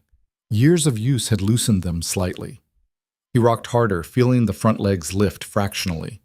The door opened. A guard looked in, saw what Marcus was doing, and laughed. You planning to hop away? Marcus stopped moving. The guard lost interest and closed the door again. But in that brief moment, Marcus had seen something, a toolbox on the shelf by the door. If he could reach it, if the contents included anything useful. He started rocking again, slower this time, trying not to attract attention. The chair's front legs lifted higher with each motion, then the back legs. He built momentum, fighting against the weight and the restraints, until finally the chair tipped and crashed sideways. Marcus hit the concrete hard, pain exploding through his shoulder. But the impact had bent one of the chair's legs, and the zip ties around his left ankle had loosened. He worked his foot free, then used the leverage to contort himself until he could reach the bent leg with his teeth. The metal tasted like rust and old blood, but Marcus bit down and pulled, using his body weight against the compromised weld. The leg bent further, snapped. Now his left leg was free. It took another 10 minutes of painful contortion, but Marcus managed to position himself so his free leg could reach the shelf by the door. His foot found the toolbox, knocked it off the shelf. It crashed to the floor, contents spilling, screwdrivers, pliers, a utility knife. The door opened again. Same guard, now annoyed. "What the hell are you doing?" Marcus couldn't answer, couldn't do anything but watch as the guard stepped inside and saw the broken chair, the spilled tools, the doctor who'd somehow freed one leg. The guard's hand went to his weapon. Marcus kicked out with his free leg, catching the guard's knee. The man stumbled, and Marcus grabbed one of the screwdrivers with his foot, flipped it up, caught it awkwardly with his still-bound hands. The guard recovered, raising his pistol, and Marcus threw the screwdriver. It wasn't a good throw. Couldn't be, from that angle, with bound hands. But it was unexpected enough that the guard flinched, and in that second Marcus lunged, dragging the broken chair with him, and hit the guard's center mass. They went down together. Marcus's bound hands found the guard's throat. The guard's pistol was trapped between their bodies, useless. They struggled in silence, both knowing that whoever made noise first would bring reinforcements. The guard was younger, stronger, better trained, but Marcus had desperation and the willingness to do whatever it took. He bit the guard's wrist until the man's grip on the pistol loosened, then headbutted him in the nose. Blood sprayed. The guard went limp. Marcus grabbed the utility knife from the spilled tools and cut his restraints. His hands were numb, wrists bleeding from the zip ties, but free. He took the guard's pistol, radio, and keys. Outside, the warehouse sounds continued, oblivious to the small violence that had just occurred. Marcus dragged the unconscious guard into the corner, gagged him with his own shirt, and used the zip ties to secure him to the broken chair. Then he moved to the door and listened. The transfer was in its final stages. Engines running, people calling out clearance confirmations. Maybe 5 minutes before the vehicles dispersed into the night, carrying death to destinations unknown. Marcus keyed the radio. "This is Unit 7. We have a situation in the back office." Static. Then Thorne's voice. "What kind of situation?" "The doctor's having a medical emergency. Looks like cardiac arrest." A pause. Marcus counted heartbeats, wondering if the lie would hold. "Let him die," Thorne said. "We leave in 3 minutes." The radio went silent. Plan B, then. Marcus slipped out of the office, keeping to the shadows along the warehouse's perimeter. The main floor was organized chaos. 3 vehicles lined up at the loading bay, engines running, workers doing final checks. Thorne stood by the lead vehicle, talking on his phone. Guards positioned at strategic points, watching for external threats, but not expecting one from inside. The sprinkler system's control panel was on the far wall. Marcus could see it from his position, but reaching it meant crossing 30 feet of open floor. The moment he left cover, he'd be spotted, unless everyone was looking somewhere else. The forklift sat idle near the loading bay, keys still in the ignition. Marcus made his way to it, staying low, moving during moments when the workers' attention was elsewhere. He climbed into the driver's seat, started the engine, and immediately threw it into gear. The forklift lurched forward, straight toward the line of vehicles. Marcus jumped off at the last second, rolling behind a stack of pallets while the forklift crashed into the lead vehicle's side. The warehouse erupted. Alarms blared, people shouted. Guards ran toward the collision, weapons drawn. And in the chaos, Marcus sprinted for the fire control panel. He reached it before anyone realized what he was doing, pulled the manual override lever.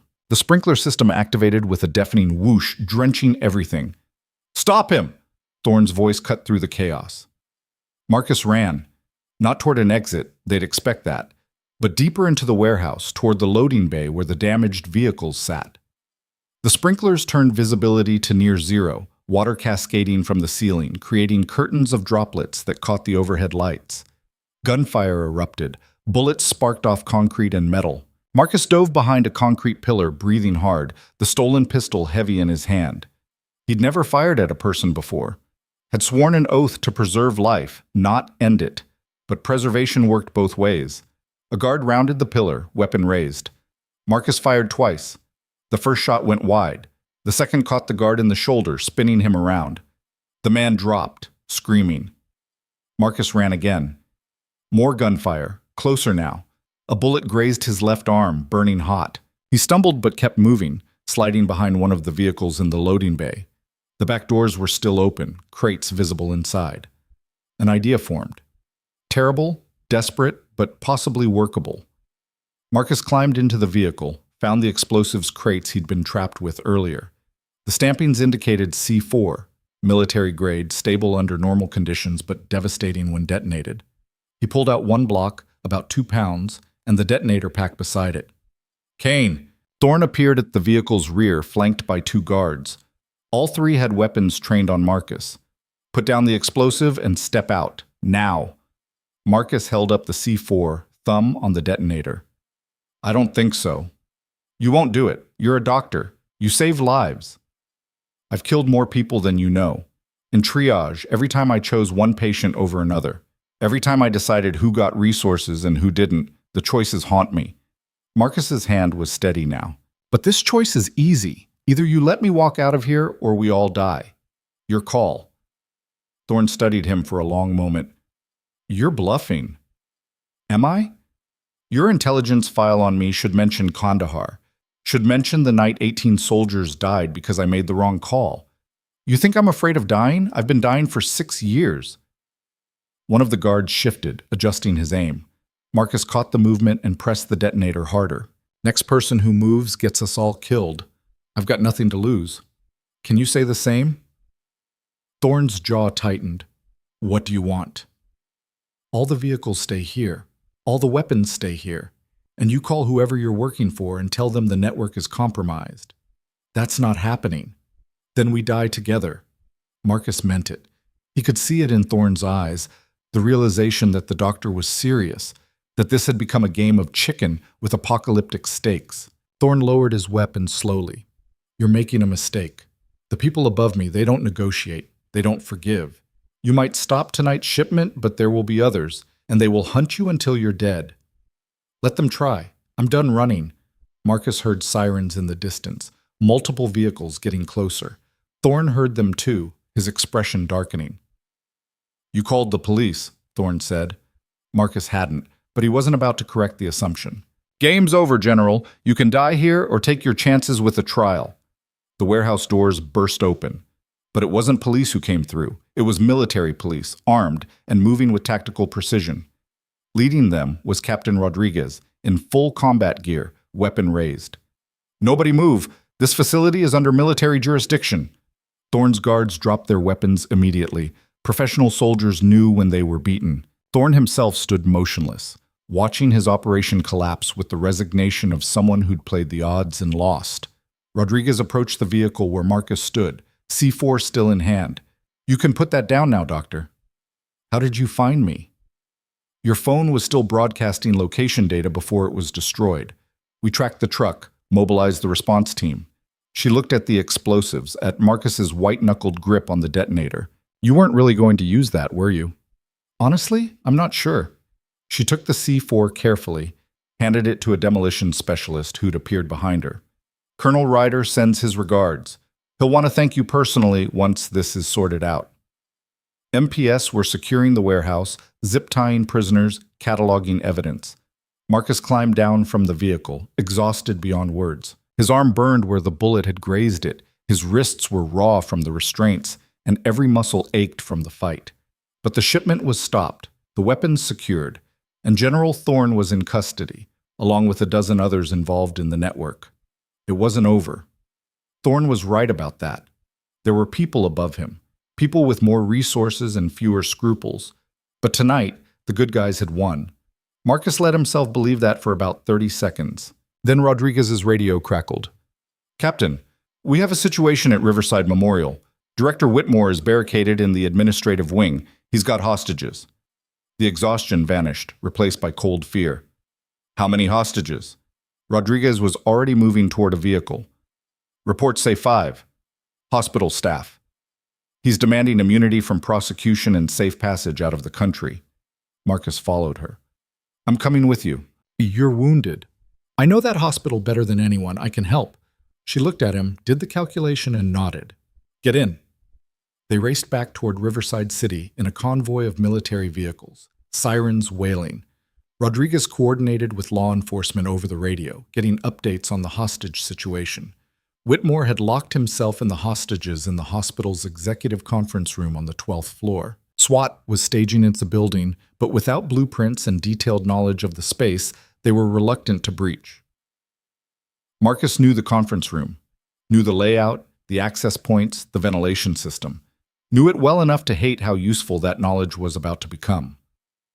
The drive took 25 minutes. Dawn was breaking as they arrived, painting the hospital in shades of gold and red that seemed obscene given the circumstances. Police barricades surrounded the building. News helicopters circled overhead. The circus had arrived. Marcus and Rodriguez made their way to the command post in the hospital's main lobby. SWAT commander was a hard-eyed woman named Parsons, who looked like she'd seen every nightmare scenario and a few that hadn't been invented yet. "What have we got?" Rodriguez asked. "Whitmore's got 5 hostages in the executive conference room. 3 nurses, 1 doctor, 1 administrative assistant. He's armed with at least 1 handgun, possibly more. Says if we try to breach, he starts shooting." Parsons pulled up building schematics on a tablet. "We don't have good intel on the room's interior. The blueprints show 1 door reinforced and windows that don't open." "The ventilation system," Marcus said. "There's an access panel in the ceiling. Maintenance uses it for HVAC repairs." Parsons looked at him. "How big is the access?" "Big enough for a person. Opens into a crawl space that connects to the main ductwork." "Could we get a tactical team through it?" "Maybe 1 person. The ducts aren't rated for heavy weight, and the crawl space is tight, but someone small and quiet could reach a position above the conference room." Rodriguez and Parsons exchanged glances.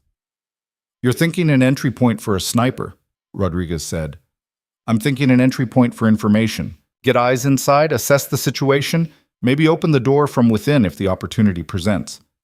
Parsons studied the schematics. "Who do we have that knows the hospital layout well enough to navigate those ducts?" They both looked at Marcus. "No," Rodriguez said immediately. "Absolutely not. He's a civilian, he's wounded, and he's been awake for, 36 hours? 38, Marcus corrected. "And I'm the only person here who spent 4 years navigating this hospital's maintenance systems. This is insane." "It's practical." Marcus looked at Parsons. "I can get to that access panel.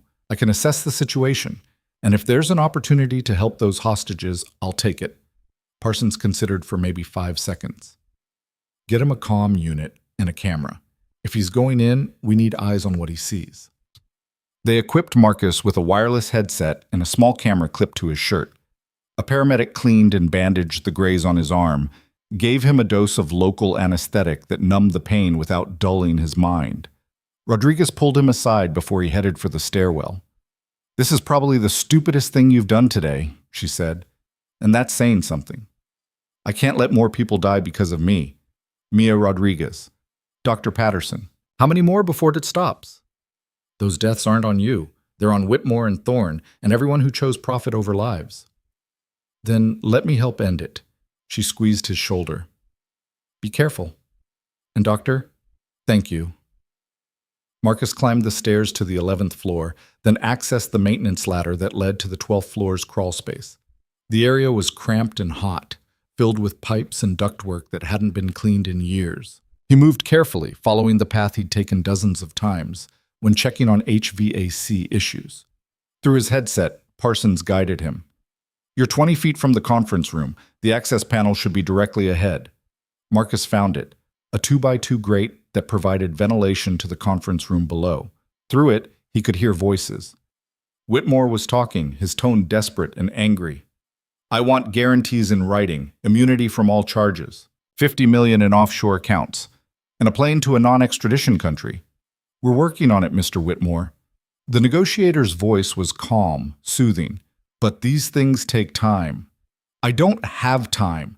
They're already shutting down my accounts, freezing my assets. I need to leave now. Marcus positioned himself to see through the grate. The conference room was large, designed for board meetings. The hostages were grouped in one corner. He recognized two of the nurses from the ICU. The others were less familiar. They looked terrified but unharmed. Whitmore paced near the windows, phone in one hand, pistol in the other. I can see him, Marcus whispered into the headset. He's agitated. Weapons in his right hand. Hostages are in the northwest corner, away from the door. Can you access the room? Parsons asked. Marcus examined the grate. Standard screws, probably removable with the right tool. But dropping into the room would be loud, obvious, and likely get him shot. Unless...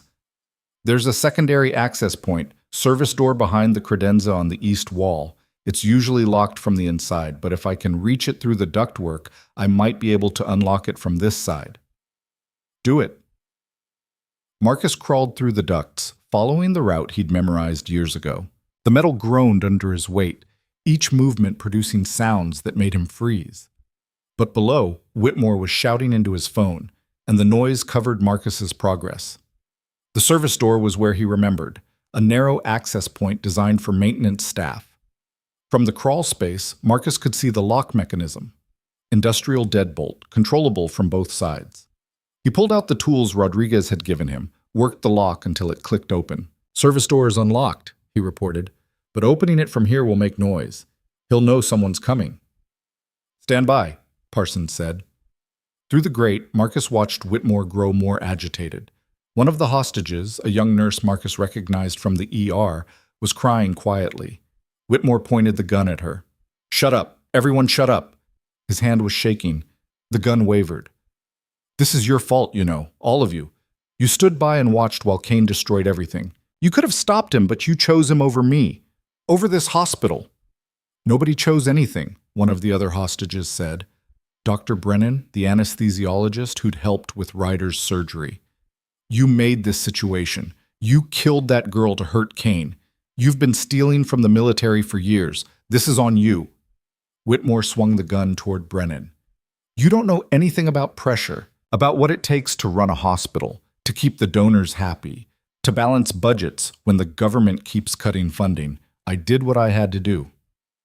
You became a criminal. I became practical. The gun was pointed directly at Brennan's head now.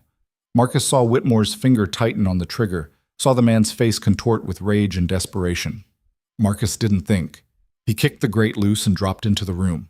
The fall was 8 feet, and he landed badly, ankle twisting. But the noise made Whitmore spin around, gun tracking toward this new threat. Marcus was already moving, diving behind the conference table while a gunshot shattered the air. The hostages screamed. Whitmore fired again, the bullet punching through wood inches from Marcus's head. Through the headset, Parsons was shouting orders, but Marcus couldn't process them. All his focus was on Whitmore, on the gun, on the distance between them. You! Whitmore's voice was pure hatred. You destroyed everything. You destroyed yourself. Another gunshot, this one closer. Marcus grabbed a chair, threw it at Whitmore. The director stumbled, and Marcus launched himself across the table, tackling him. They crashed into the credenza. The gun went off again, the bullet embedding in the ceiling. Marcus grabbed Whitmore's wrist, slamming it against the wall until the weapon fell. They grappled, two men fighting with the desperation of people who had nothing left to lose. Whitmore was older but fought with cornered animal intensity. He clawed at Marcus's face, kneed him in the stomach, tried to bite. Marcus headbutted him, felt the man's nose break, then got his hands around Whitmore's throat. The door burst open. SWAT flooded in, weapons raised, shouting commands. Strong hands pulled Marcus off Whitmore, separated them, secured the director with practiced efficiency. Marcus lay on the floor, breathing hard, his body one massive ache. The hostages were being evacuated, checked for injuries, wrapped in blankets. Dr. Brennan paused by Marcus. That was incredibly stupid, he said. I know. Thank you. Paramedics helped Marcus to his feet. His ankle was definitely sprained, maybe broken. The graze on his arm had reopened, bleeding through the bandage. He felt like he'd been hit by a truck, run over twice, then hit again for good measure. But the hostages were safe. Whitmore was in custody, and as they led Marcus toward the elevator, he saw Rodriguez approaching with a phone. It's Colonel Ryder, she said. He wants to talk to you. Marcus took the phone. Sir? Marcus. Ryder's voice was stronger now. I heard what you did. All of it. The warehouse, the hostages, everything. That took guts. That took stupidity. Sometimes they're the same thing. A pause. The network is compromised. We've arrested 17 people so far, with more warrants being issued. The supply theft operation is shut down. And thanks to your evidence and Amanda Cross's reporting, the whole story is public. No chance of covering this up. What about you, sir? I'll be in the hospital another week, then medical leave while they remove the rest of the tracking devices. After that, Ryder sighed. After that, I'll probably spend a year testifying at courts-martial and congressional hearings. But we won. That counts for something. Yes, sir. Marcus, you did good. Better than good. You saved lives and exposed corruption that would have continued killing for years. I'm recommending you for a commendation. I don't need recognition, sir. I just need this to be over. It is. Get some rest. You've earned it. The call ended. Marcus handed the phone back to Rodriguez and let the paramedics guide him to an ambulance. The sun was fully up now, Riverside City waking to news that would dominate headlines for months. But Marcus barely noticed. He was asleep before the ambulance left the parking lot. He woke 12 hours later in a hospital bed. Not Riverside Memorial. They'd taken him to St. Catherine's across town, probably for security reasons. His ankle was in a cast, his arm properly bandaged, and an IV dripped fluids into his system. Amanda Cross sat in the chair beside the bed, laptop open, typing furiously. You're awake, she said, glancing up. Good, I have questions. I'm not doing an interview. Too late. Your story is the biggest thing to hit this city in a decade. Military corruption, weapons trafficking, murder, a rogue general, and a doctor who brought it all down. People want to know who Marcus Kane is. I'm nobody, just a surgeon who got fired and got angry. You're a lot more than that. She turned the laptop to show him. The Riverside Chronicle's front page featured his photo, the one Amanda had taken at her office, looking tired and angry and determined. The headline read, The Doctor Who Wouldn't Stay Silent. Below it was the full story. Everything Marcus had uncovered, everything Ryder had documented, everything that had been hidden for years. Names, dates, evidence. The kind of reporting that won awards and destroyed careers and sometimes changed the world. It's already gone national, Amanda said. CNN, Washington Post, New York Times, everyone's picking it up.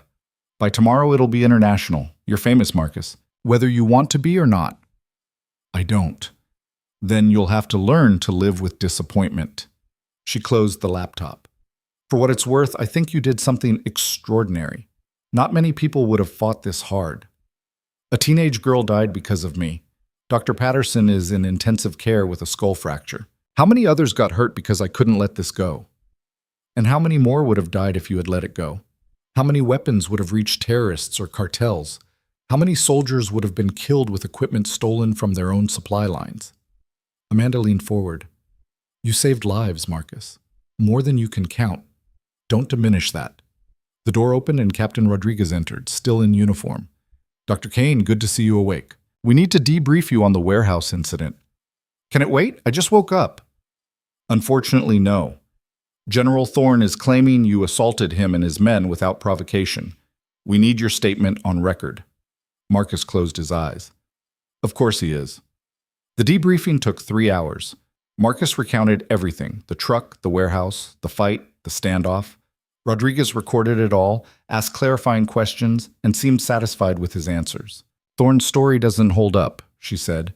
Too many witnesses contradict him. Plus the physical evidence supports your version. You'll need to testify eventually, but that's months away. What about charges against me? The terrorism allegations? Dropped.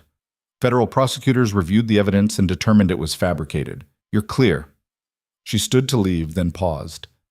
One more thing. Colonel Ryder asked me to deliver a message. When you're healed, if you're interested, there's a position available. Military consultant for medical operations. Good pay, better benefits, and you'd be working with people who actually value what you do. I'll think about it. After Rodriguez left, Marcus lay in the hospital bed and tried to process everything. His life had been destroyed and rebuilt in 48 hours. He couldn't return to Riverside Memorial, even if they'd take him back, which they wouldn't. His apartment was compromised. His savings were minimal. Everything he'd built in this city was gone. But he was alive. The hostages were safe.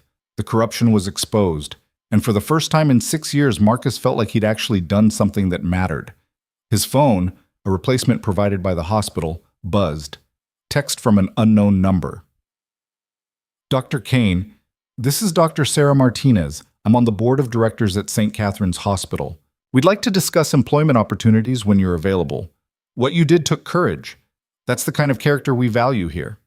Another text, different number. Then another. Job offers from 3 hospitals, including one in Seattle that promised complete autonomy in their trauma department. Marcus stared at the messages. The world hadn't ended. It had just changed shape. A knock on the door interrupted his thoughts. A man entered, maybe 60, wearing an expensive suit that screamed federal authority. He had the face of someone who'd spent a career making difficult decisions and living with the consequences. Dr. Kane, I'm Assistant Director Garrett, FBI. Do you have a moment? Do I have a choice?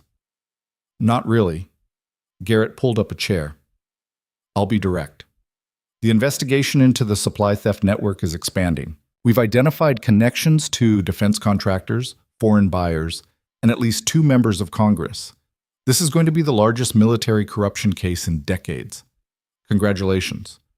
We need your help. Not just testimony, but active involvement. You understand the medical side of the operation better than anyone. You've seen the evidence firsthand, and frankly, you have credibility that our agents don't. I'm a doctor, not an investigator. You're whatever you need to be to get the job done. Colonel Ryder says you're one of the most determined people he's ever met. We need that determination. Garrett leaned forward. I'm offering you a consulting position. 6 months, maybe a year. Help us build the case, identify all the players, make sure nobody slips through the cracks. In exchange, you get immunity from any prosecution related to your actions during this investigation, and you get protection from anyone who might want revenge. And if I say no, then you go home, rebuild your life, and hope nobody decides you're too much of a liability to let live. General Thorne has friends in dark places. Some of them might hold grudges. Marcus looked at the ceiling, at the sterile white tiles that could have been any hospital anywhere. He thought about Mia Rodriguez, about the life she'd never get to live, about Dr. Patterson, fighting for his own life because he'd tried to expose the truth, about all the people who died in silence because nobody was willing to stand up and say enough. When do I start? Garrett smiled. As soon as you're discharged. Welcome to the team, Dr. Kane. After Garrett left, Marcus finally allowed himself to relax. The exhaustion hit all at once. Not just physical, but emotional. The accumulated weight of everything he'd been through. He closed his eyes and let sleep take him. He dreamed of Kandahar, of the field hospital and the explosion and the 18 soldiers who'd died. But in the dream, they weren't accusing him. They were thanking him for trying, for caring, for refusing to give up even when giving up would have been easier. He woke to darkness and the sound of someone moving in his room. Hello, doctor. The voice was unfamiliar. Marcus tried to sit up, but a hand pressed down on his chest, strong and unyielding. He could barely make out a silhouette in the dim light from the monitors. Who?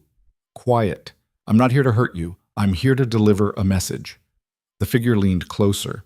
Marcus could smell cigarettes and gunpowder. You think this is over. It's not. Thorne was middle management.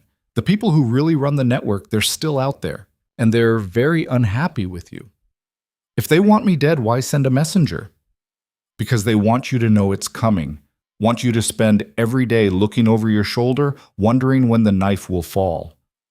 The pressure on Marcus's chest increased.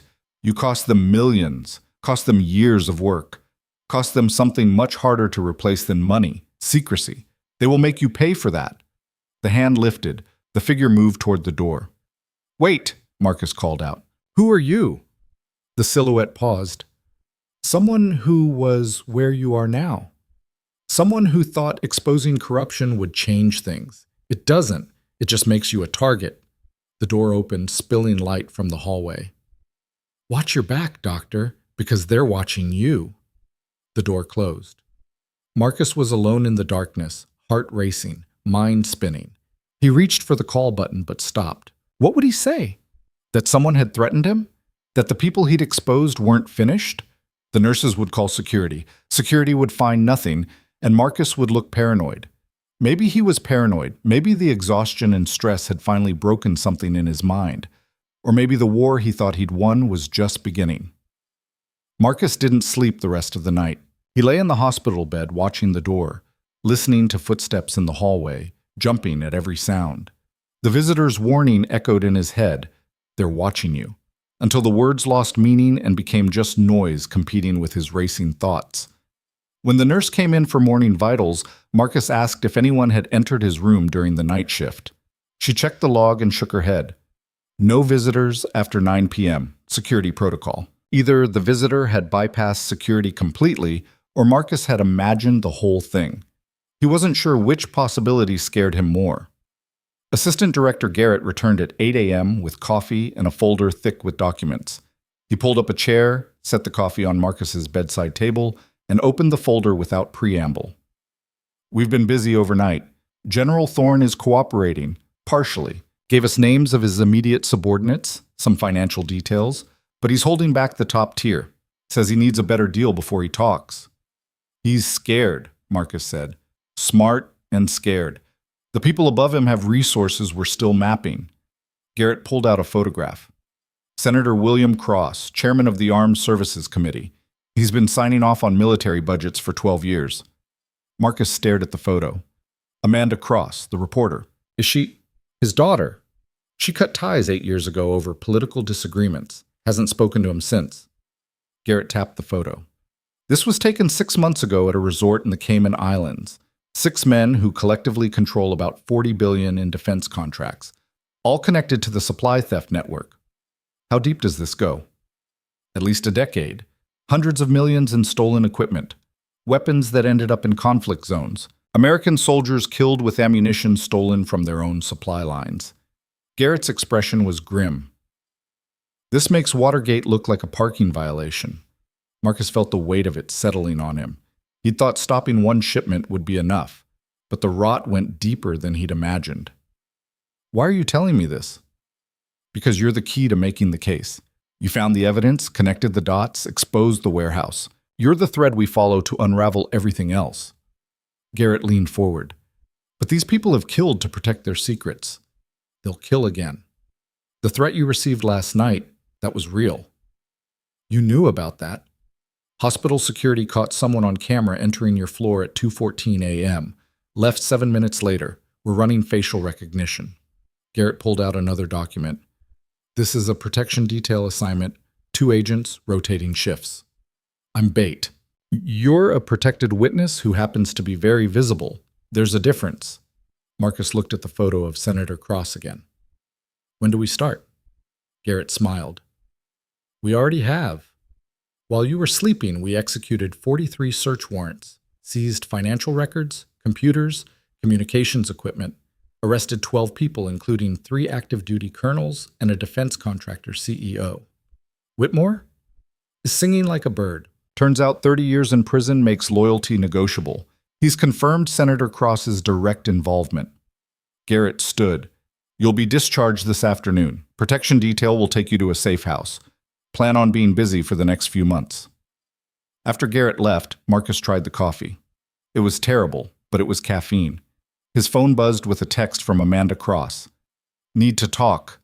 Not about the story. About family. Call me. Marcus dialed. She answered on the first ring. You've seen the photo, she said. Garrett showed me this morning. My father. Her voice was flat. I've spent 8 years trying to distance myself from him. And now it turns out he's been running a criminal empire the whole time. You didn't know. Doesn't matter. People will assume I was covering for him. She laughed bitterly. Marcus, I need to recuse myself from this story.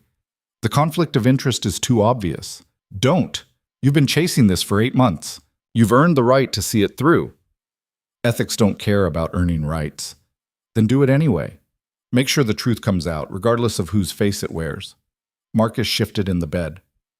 You taught me that exposing corruption was worth the personal cost. Maybe it's time you took your own advice. She was quiet. Then, okay, I'll keep covering it, but I'm disclosing the relationship up front. Full transparency. That's all anyone can ask. Doctor, Martinez arrived at noon with discharge papers and a job offer on St. Catherine's Hospital letterhead. She was 50-ish, with gray hair and confident bearing. The offer is straightforward, she said. Trauma surgery, full privileges, competitive salary. We need someone who understands that medicine is about patients, not profit margins. Marcus scanned the offer. The salary was 30% higher than Riverside Memorial. Better benefits. And the autonomy clause specified that clinical decisions were made by doctors, not administrators. When would you want me to start? When you're healed. The position will be here. She paused at the door. What you did took extraordinary courage. St. Catherine's is better because people like you exist. The protection detail arrived at 2 p.m. 2 FBI agents, Torres and Park. They helped Marcus into a wheelchair despite his protests, drove him to a safe house in the suburbs. The house was ordinary, beige siding, small lawn, invisible. Inside it had been converted into a workspace. Computers, secure phones, whiteboards covered with photos mapping the network. Garrett was there, along with 3 other agents and a woman Marcus didn't recognize. She was maybe 40, wearing a suit that suggested military background. Dr. Kane, this is Colonel Andrea Walsh, Army Criminal Investigation Division. Walsh shook his hand with a grip that could crack walnuts. Doctor, we need people who understand how military medical systems work. You're uniquely qualified. I'm a trauma surgeon, not an investigator. You're whatever we need you to be, Walsh gestured to the whiteboards. We've mapped connections between 47 individuals, but we're missing operational details. How supplies were moved, how invoices were forged. That's where you come in. For the next 6 hours, Marcus walked them through everything. The procurement records, the shipping manifests, the devices in Ryder's abdomen, the warehouse operation. Walsh took notes, asking questions that showed she understood military logistics. By 8 p.m., they'd constructed a timeline stretching back 11 years. It started small, Walsh said. Surplus medical supplies sold off books, petty theft, but it proved the concept. Garrett picked up the narrative. Once they perfected the system, they expanded. Weapons, ammunition, technology. The hospital network was genius. Who's going to question medical shipments? How much are we talking about? Marcus asked. $800 million in stolen property over the last decade. But the weapons they moved, the damage is incalculable. American soldiers killed with bullets stolen from Fort Harrison. IEDs built with military C4. Walsh's expression was stone. These people enabled mass murder. The room went quiet. Marcus thought about Mia Rodriguez, one life. Now multiply that by thousands. How do we prove Senator Cross's involvement? Marcus asked. Thorne and Whitmore can testify, but their credibility is compromised. We need the communications, Garrett said. Emails, phone records, financial transactions. Thorne says those records exist in a secure location he won't reveal without guaranteed immunity. So offer him immunity. Can't. Justice Department won't authorize it. Best we can offer is reduced sentence. Garrett rubbed his eyes. Without those records, Cross walks. His lawyers will claim he was misled by subordinates. Walsh stood abruptly. Then we get the records another way. Thorne isn't stupid enough to be the single point of failure. He'd have a backup. They worked through the night, reviewing interrogation transcripts for each arrested member, looking for who Thorne would have trusted. Marcus found it at 3 a.m. A civilian contractor named David Brennan who handled secure document storage. According to records, Thorne had been paying Brennan's company for services that didn't match any official contract. That's it, Marcus said. Brennan's been storing something for Thorne off books. Garrett was already coordinating. We'll execute a search warrant by morning. But Brennan wasn't cooperating. When agents arrived at his home, they found it empty. His offices cleared out, computers wiped, storage facilities abandoned. He knew, Walsh said. Someone tipped him off. We have a leak. The realization hit cold. Someone inside the investigation was feeding information to the network. Garrett's expression was murderous. Everyone in this room is under suspicion. No one discusses details outside this house. We lock down until we identify the leak. For 3 days, the investigation fractured into paranoid isolation. Every agent suspected every other. Progress ground to a halt. On the 4th day, Amanda called the safe house landline. Garrett listened, then handed Marcus the phone. "Marcus, I found something." Amanda's voice was tight with excitement. "My father's old files, financial records, correspondence, a reference to a storage unit in Delaware, registered under a shell company. You think the communications records are there? Worth checking. But I can't go to the FBI. If my father finds out I led them there, he'll claim family betrayal. It needs to come from someone else. Give me the address." Garrett was shaking his head. "We don't move on tips from compromised sources without verification." She's trying to help. Her father is the primary target. That's compromised. Garrett took the address. "Delaware. That's federal jurisdiction. We need to coordinate, get local support. That takes 2 days minimum. In 2 days, whoever's holding those records will get tipped off and move them." Marcus grabbed his jacket. "I can be there tonight. Confirm the records exist, then you move in officially. You're not an agent. I'm someone who's tired of watching criminals get away while we follow procedures they're manipulating." Marcus headed for the door. Torres moved to block him. "You can come with me or try to stop me. Either way, I'm going." Torres looked at Garrett, who sighed. "Take Park. Stay in contact. And doctor, if this goes wrong, you're on your own." The drive to Delaware took 7 hours. They arrived just after midnight at an industrial facility outside Wilmington. Park killed the lights. "I don't like this. Too isolated." "Then we make it quick." They approached on foot, Torres leading with weapon drawn. The facility was older, physical locks.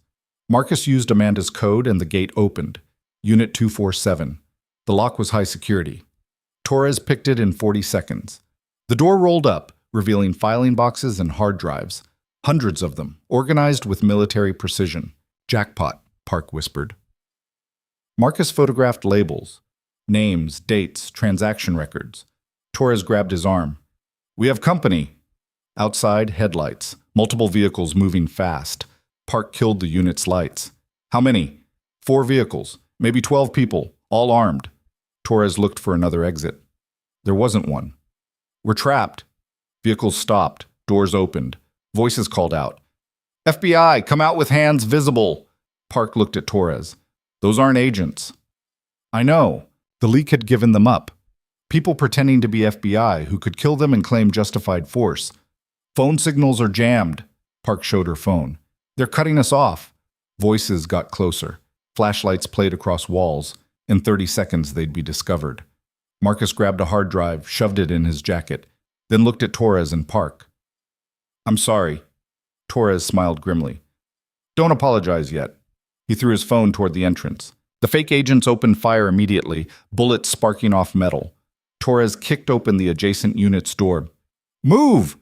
They piled through, Torres kicking down doors while Park covered their retreat.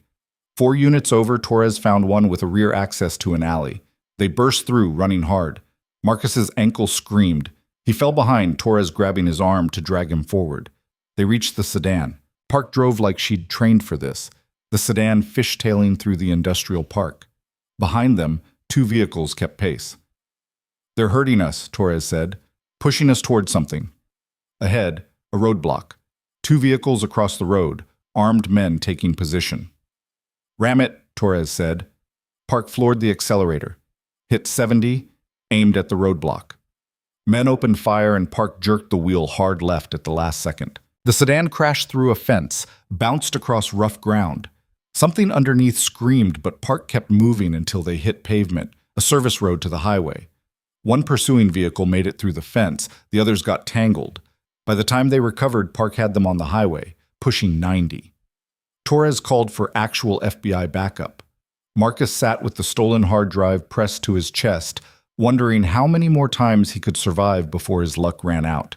They rendezvoused with real agents at a rest stop. Garrett arrived with a forensics team and an expression that could curdle milk. "The leak just burned any pretense of subtlety," he said. "Someone organized an assault team in less than 6 hours." "Meaning the network is bigger than we thought," Marcus said. "Or it has help from inside the bureau." Garrett looked at Torres and Park.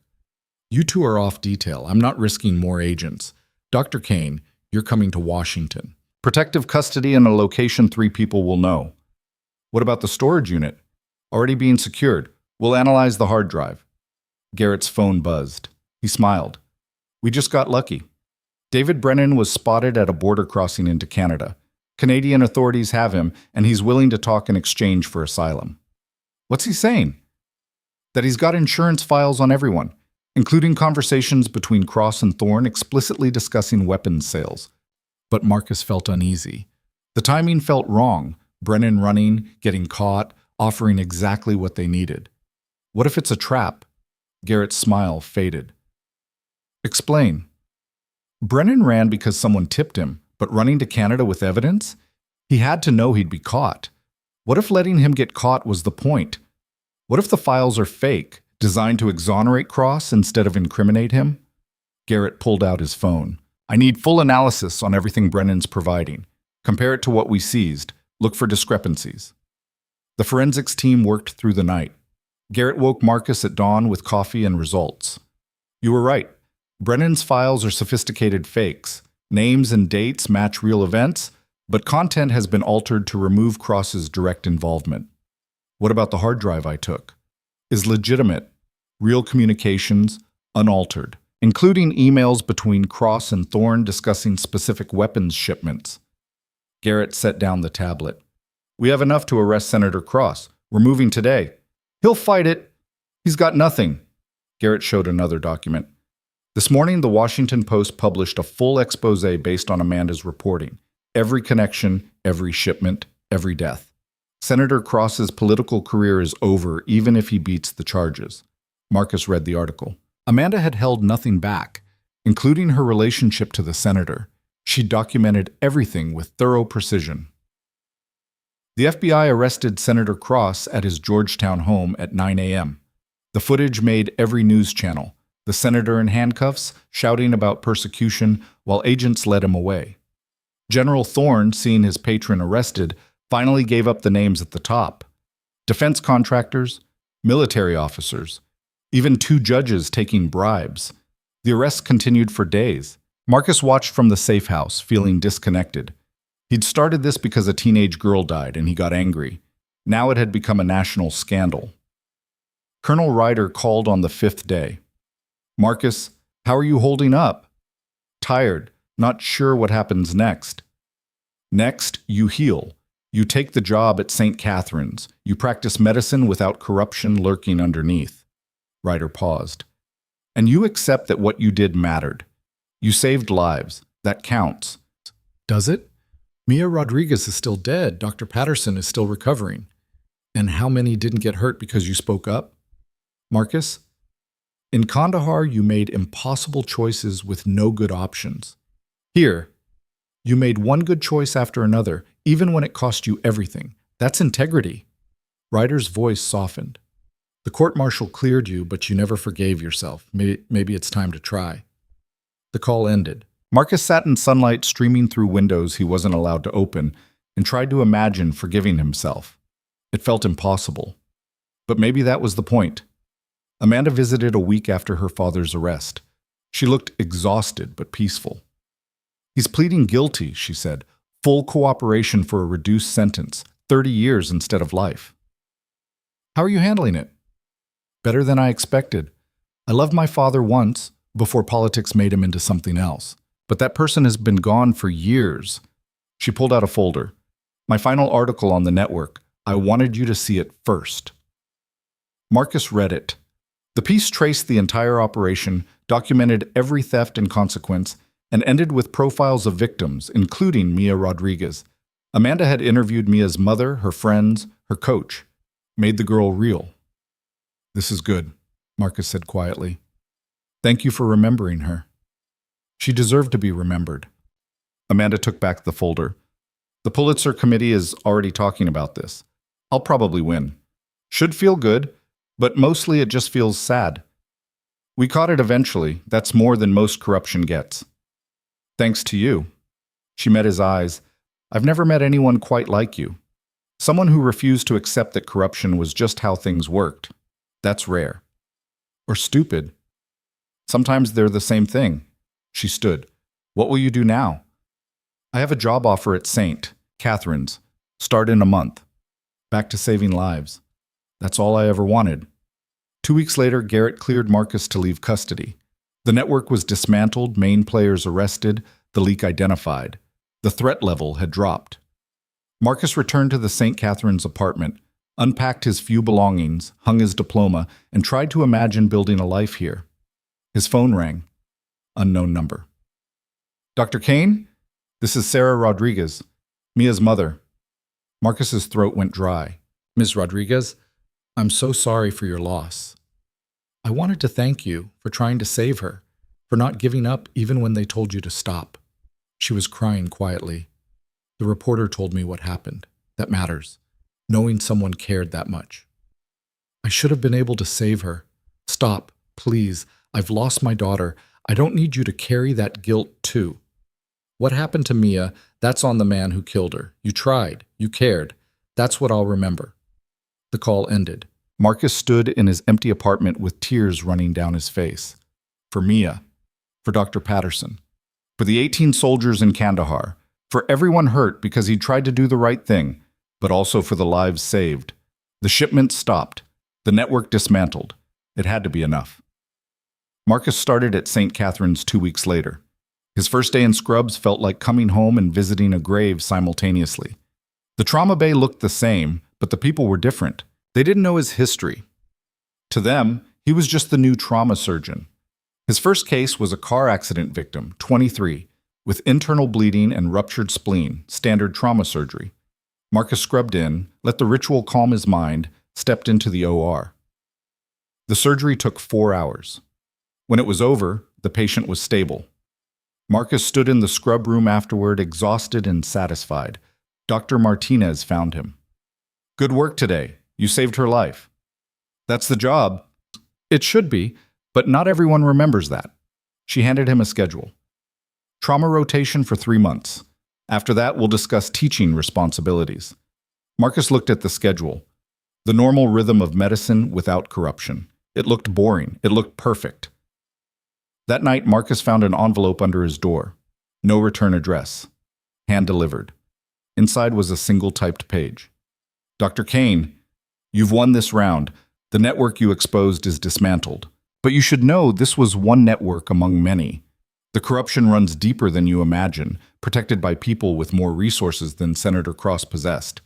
They're watching you now, deciding whether you're a threat worth eliminating or a warning to leave in place. Be careful which one you choose to be. Marcus read it twice, then burned it in his sink. He could spend his life looking over his shoulder. Or he could do his job, save lives, and trust that winning once was enough. He chose the latter. Not because the threat was empty, but because living in fear was just another way of letting corruption win. 6 months later, Marcus stood in St. Catherine's trauma bay preparing for another shift. The cast was off, scars had faded, nightmares came less frequently. His phone buzzed. Text from Colonel Ryder, retired now. Heard there's a medical supply issue at Fort Harrison. Probably nothing, but thought you should know. Marcus stared at the message. He could ignore it, let someone else investigate, focus on his life. But he remembered Mia Rodriguez. Dr. Patterson. The weapons stopped. The network dismantled. He texted back, send me the details. Because sometimes doing the right thing meant never getting to stop. And Marcus had learned to live with that. Ryder's text arrived with attachments, inventory discrepancies at Fort Harrison's medical depot, requisition forms that didn't match delivery logs, the same patterns Marcus had seen before. Smaller scale, different personnel, but the signature was unmistakable. Marcus sat in his apartment watching rain streak down the windows. 6 months of normal life. 6 months of pretending the past was actually past. He called Ryder. You knew I'd look into this, Marcus said. I knew you couldn't help yourself. You see a problem, you fix it. Ryder's voice carried warmth.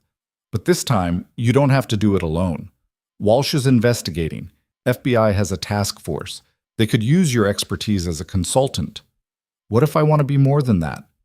Then I'd say you've earned the right to choose your battles. But Marcus, you've already proven you're willing to sacrifice everything. Maybe it's time to prove you can build something instead. Marcus forwarded the files to Walsh with a note offering to consult. Her response came within minutes. Conference call tomorrow 9 a.m. The next morning, Marcus joined a video conference with Walsh, Garrett, and Pentagon investigators. They walked through the Fort Harrison discrepancies, comparing them to the previous network's patterns. It's smaller, Walsh said. Maybe 5 people, moving supplies worth a few $100,000. But the methodology is identical. Someone's testing the system, Marcus said, seeing if oversight has really improved or if it's just theater. Walsh pulled up photos. Captain Derek Morrison and supply specialist Linda Park, both clean records, but both worked tangentially with the old network. Marcus stared at the names. Morrison and Park. Those were my protection detail agents' names.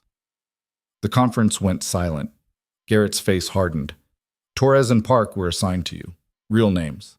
Then who are Morrison and Park at Fort Harrison? Walsh's fingers flew. Morrison transferred 4 months ago from Virginia. Park was hired through a staffing agency that... She stopped. That was shut down for fraudulent certifications.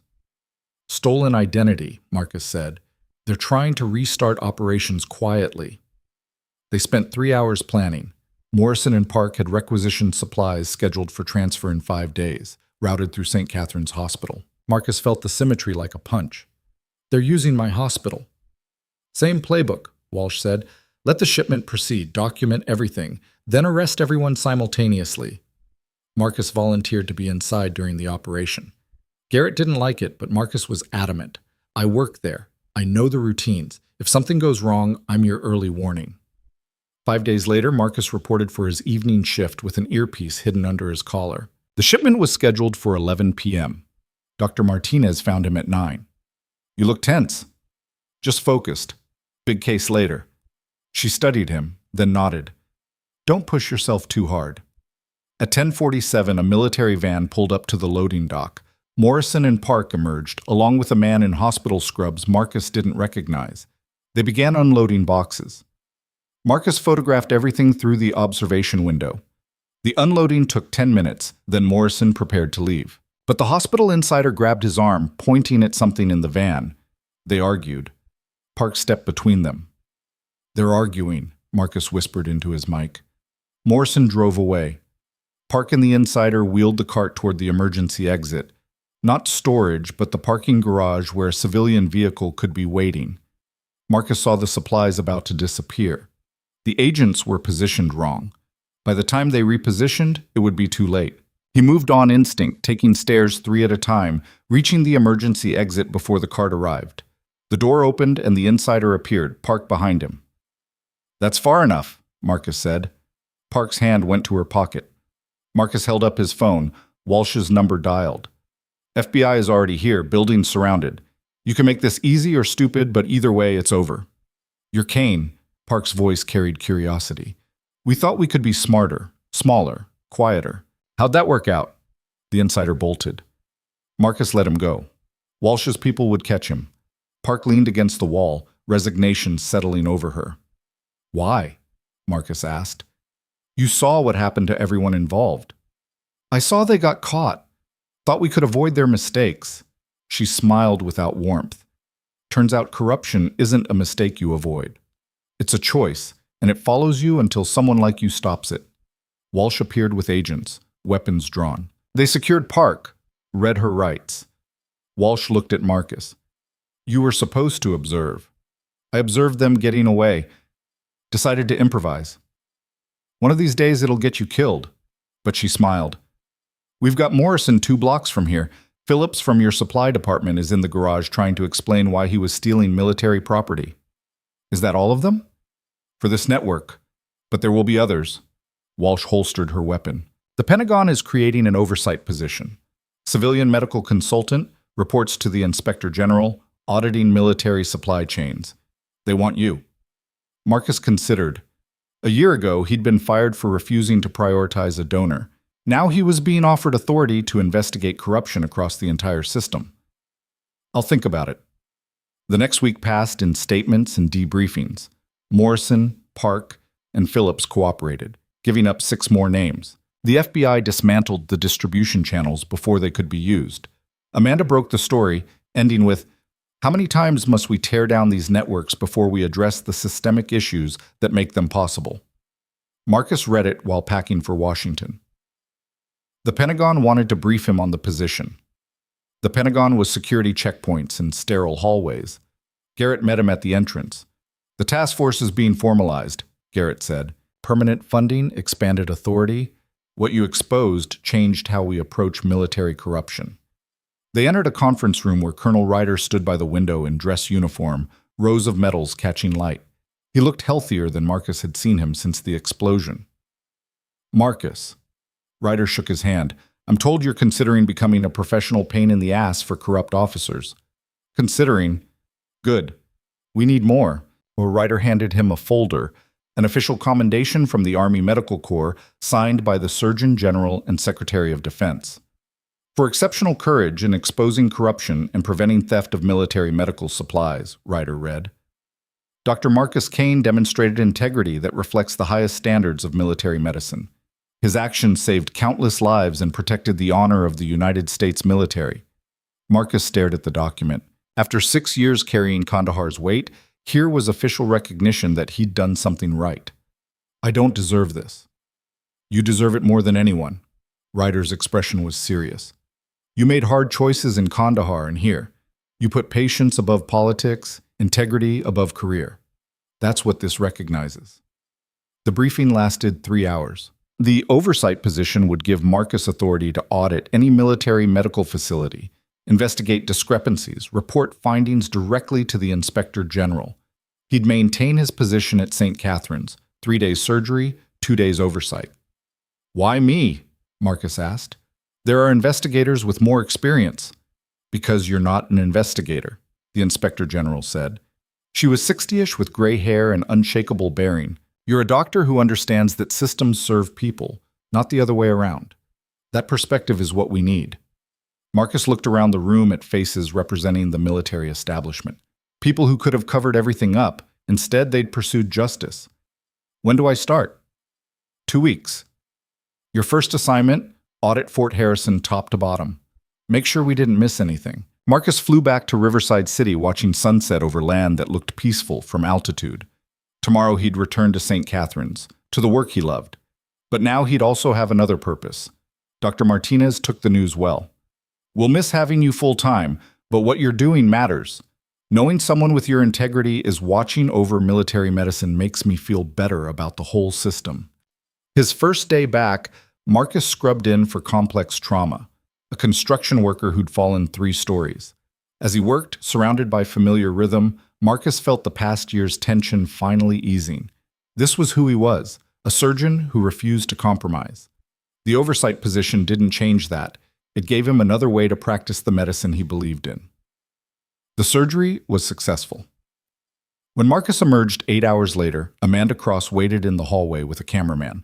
"I'm doing a follow-up piece," she said, 1 year after Riverside Memorial. "Where are the people who exposed the network? I wanted to give you the chance to tell your side." "I'm not a story." "You're the story, the doctor who lost everything and gained it back by refusing to stay silent. People need to hear this. They need to know standing up is possible." Marcus thought about Mia Rodriguez's mother thanking him, about Dr. Patterson's recovery, about the weapons stopped and networks dismantled. "Okay, 1 interview." They filmed it in an empty conference room, Marcus still in scrubs, exhaustion obvious. "I didn't set out to be a whistleblower," Marcus said. "I just wanted to save a patient. When someone told me I couldn't because a donor was more important, I refused to accept that. Everything else followed from that one refusal." "Well, what would you say to someone who sees corruption but feels powerless?" Marcus looked at the camera. "That powerless is a feeling, not a fact. You have more agency than you think. It might cost you something. It'll probably cost you. But silence costs more. It costs lives and integrity and the ability to look yourself in the mirror. So speak up. Document everything. find people who will listen, and refuse to accept that corruption is just how things work. Any regrets? He thought about Mia dying, about Dr. Patterson's injuries, about the year of chaos. I regret that people got hurt, but I don't regret standing up. If I'd stayed silent, more would have died. More weapons would have been sold. Better that it was me than no one. The interview aired 3 days later as part of Amanda's documentary. The response was overwhelming. Messages from doctors facing similar pressures, soldiers who'd seen supplies disappear, people who'd stayed silent and regretted it. One message stood out. A nurse at a VA hospital in California describing pharmaceutical discrepancies. Nothing conclusive, but enough to raise questions. She included her contact. Please look into this. I can't do it alone. Marcus forwarded it to Walsh. My first oversight case? Her response came within an hour. Your first case starts in 2 weeks at Fort Harrison. After that, we'll see. Welcome to the fight, Dr. Kane. Marcus stood at his apartment window watching Riverside city lights flicker in the darkness. A year ago, he'd been fired, hunted, nearly killed. Now he had a job he loved, authority to prevent corruption, and a purpose beyond just surviving. He thought about Mia Rodriguez, about the mother who'd thanked him for trying, about every patient who deserved doctors who put them first, about every soldier who deserved supply chains free of theft, about every person who'd stayed silent because speaking up seemed impossible. His phone buzzed. Dr. Martinez.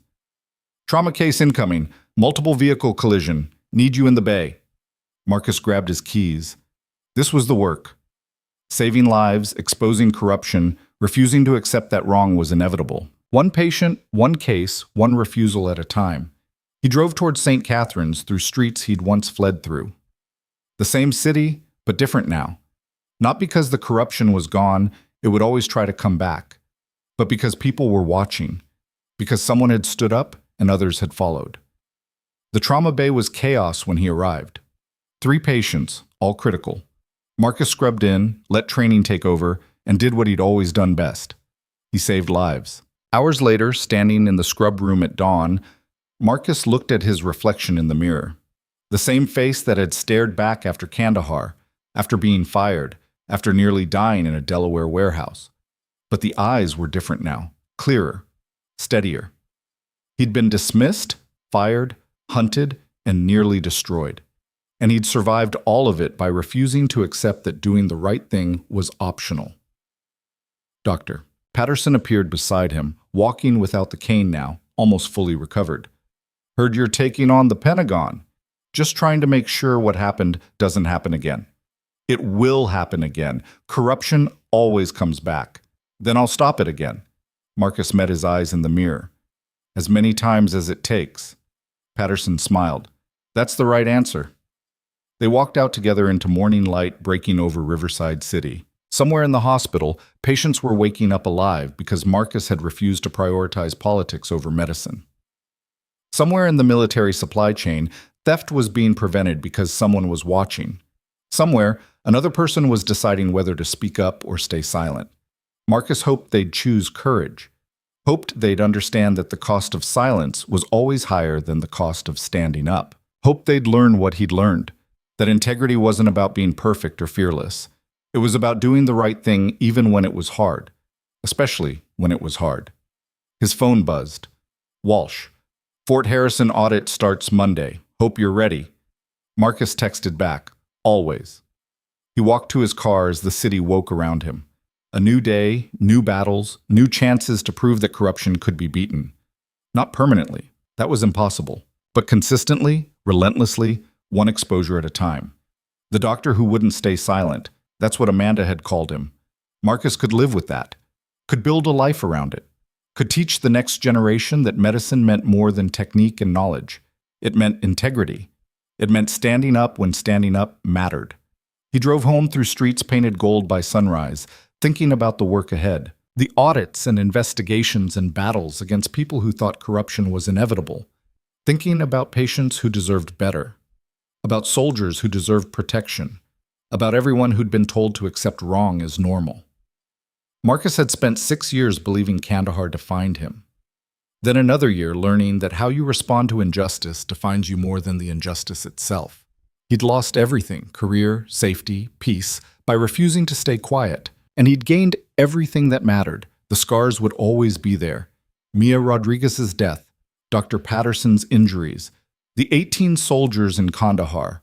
But alongside the scars was something stronger, the knowledge that he'd fought back, that corruption had tried to break him and failed, that doing the right thing, while costly, was possible.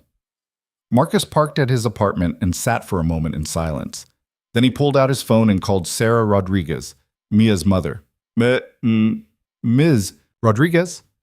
This is Marcus Kane. I wanted you to know, I'm starting a new position auditing military hospitals. Making sure what happened can't happen again. It doesn't bring Mia back, but maybe it means her death wasn't for nothing. She was crying. Thank you for remembering her, for not giving up. I'll never give up. That's a promise. The call ended.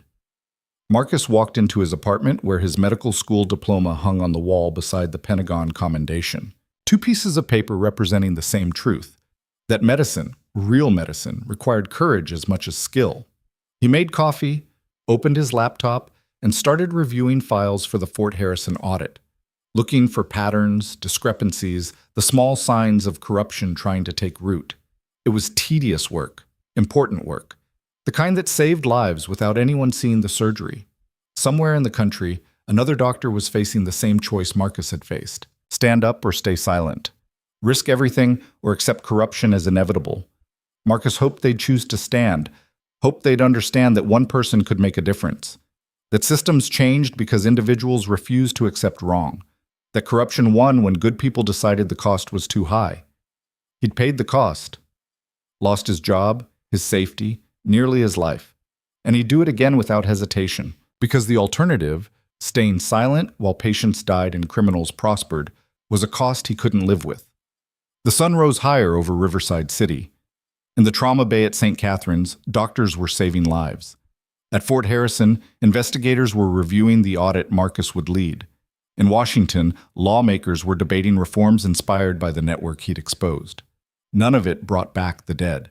But all of it proved that standing up mattered. That one fired surgeon with nothing to lose could start something that changed everything. Marcus finished his coffee and returned to the files. The work was never done. Corruption would always try to come back, but so would people willing to fight it. And this time, they wouldn't fight alone.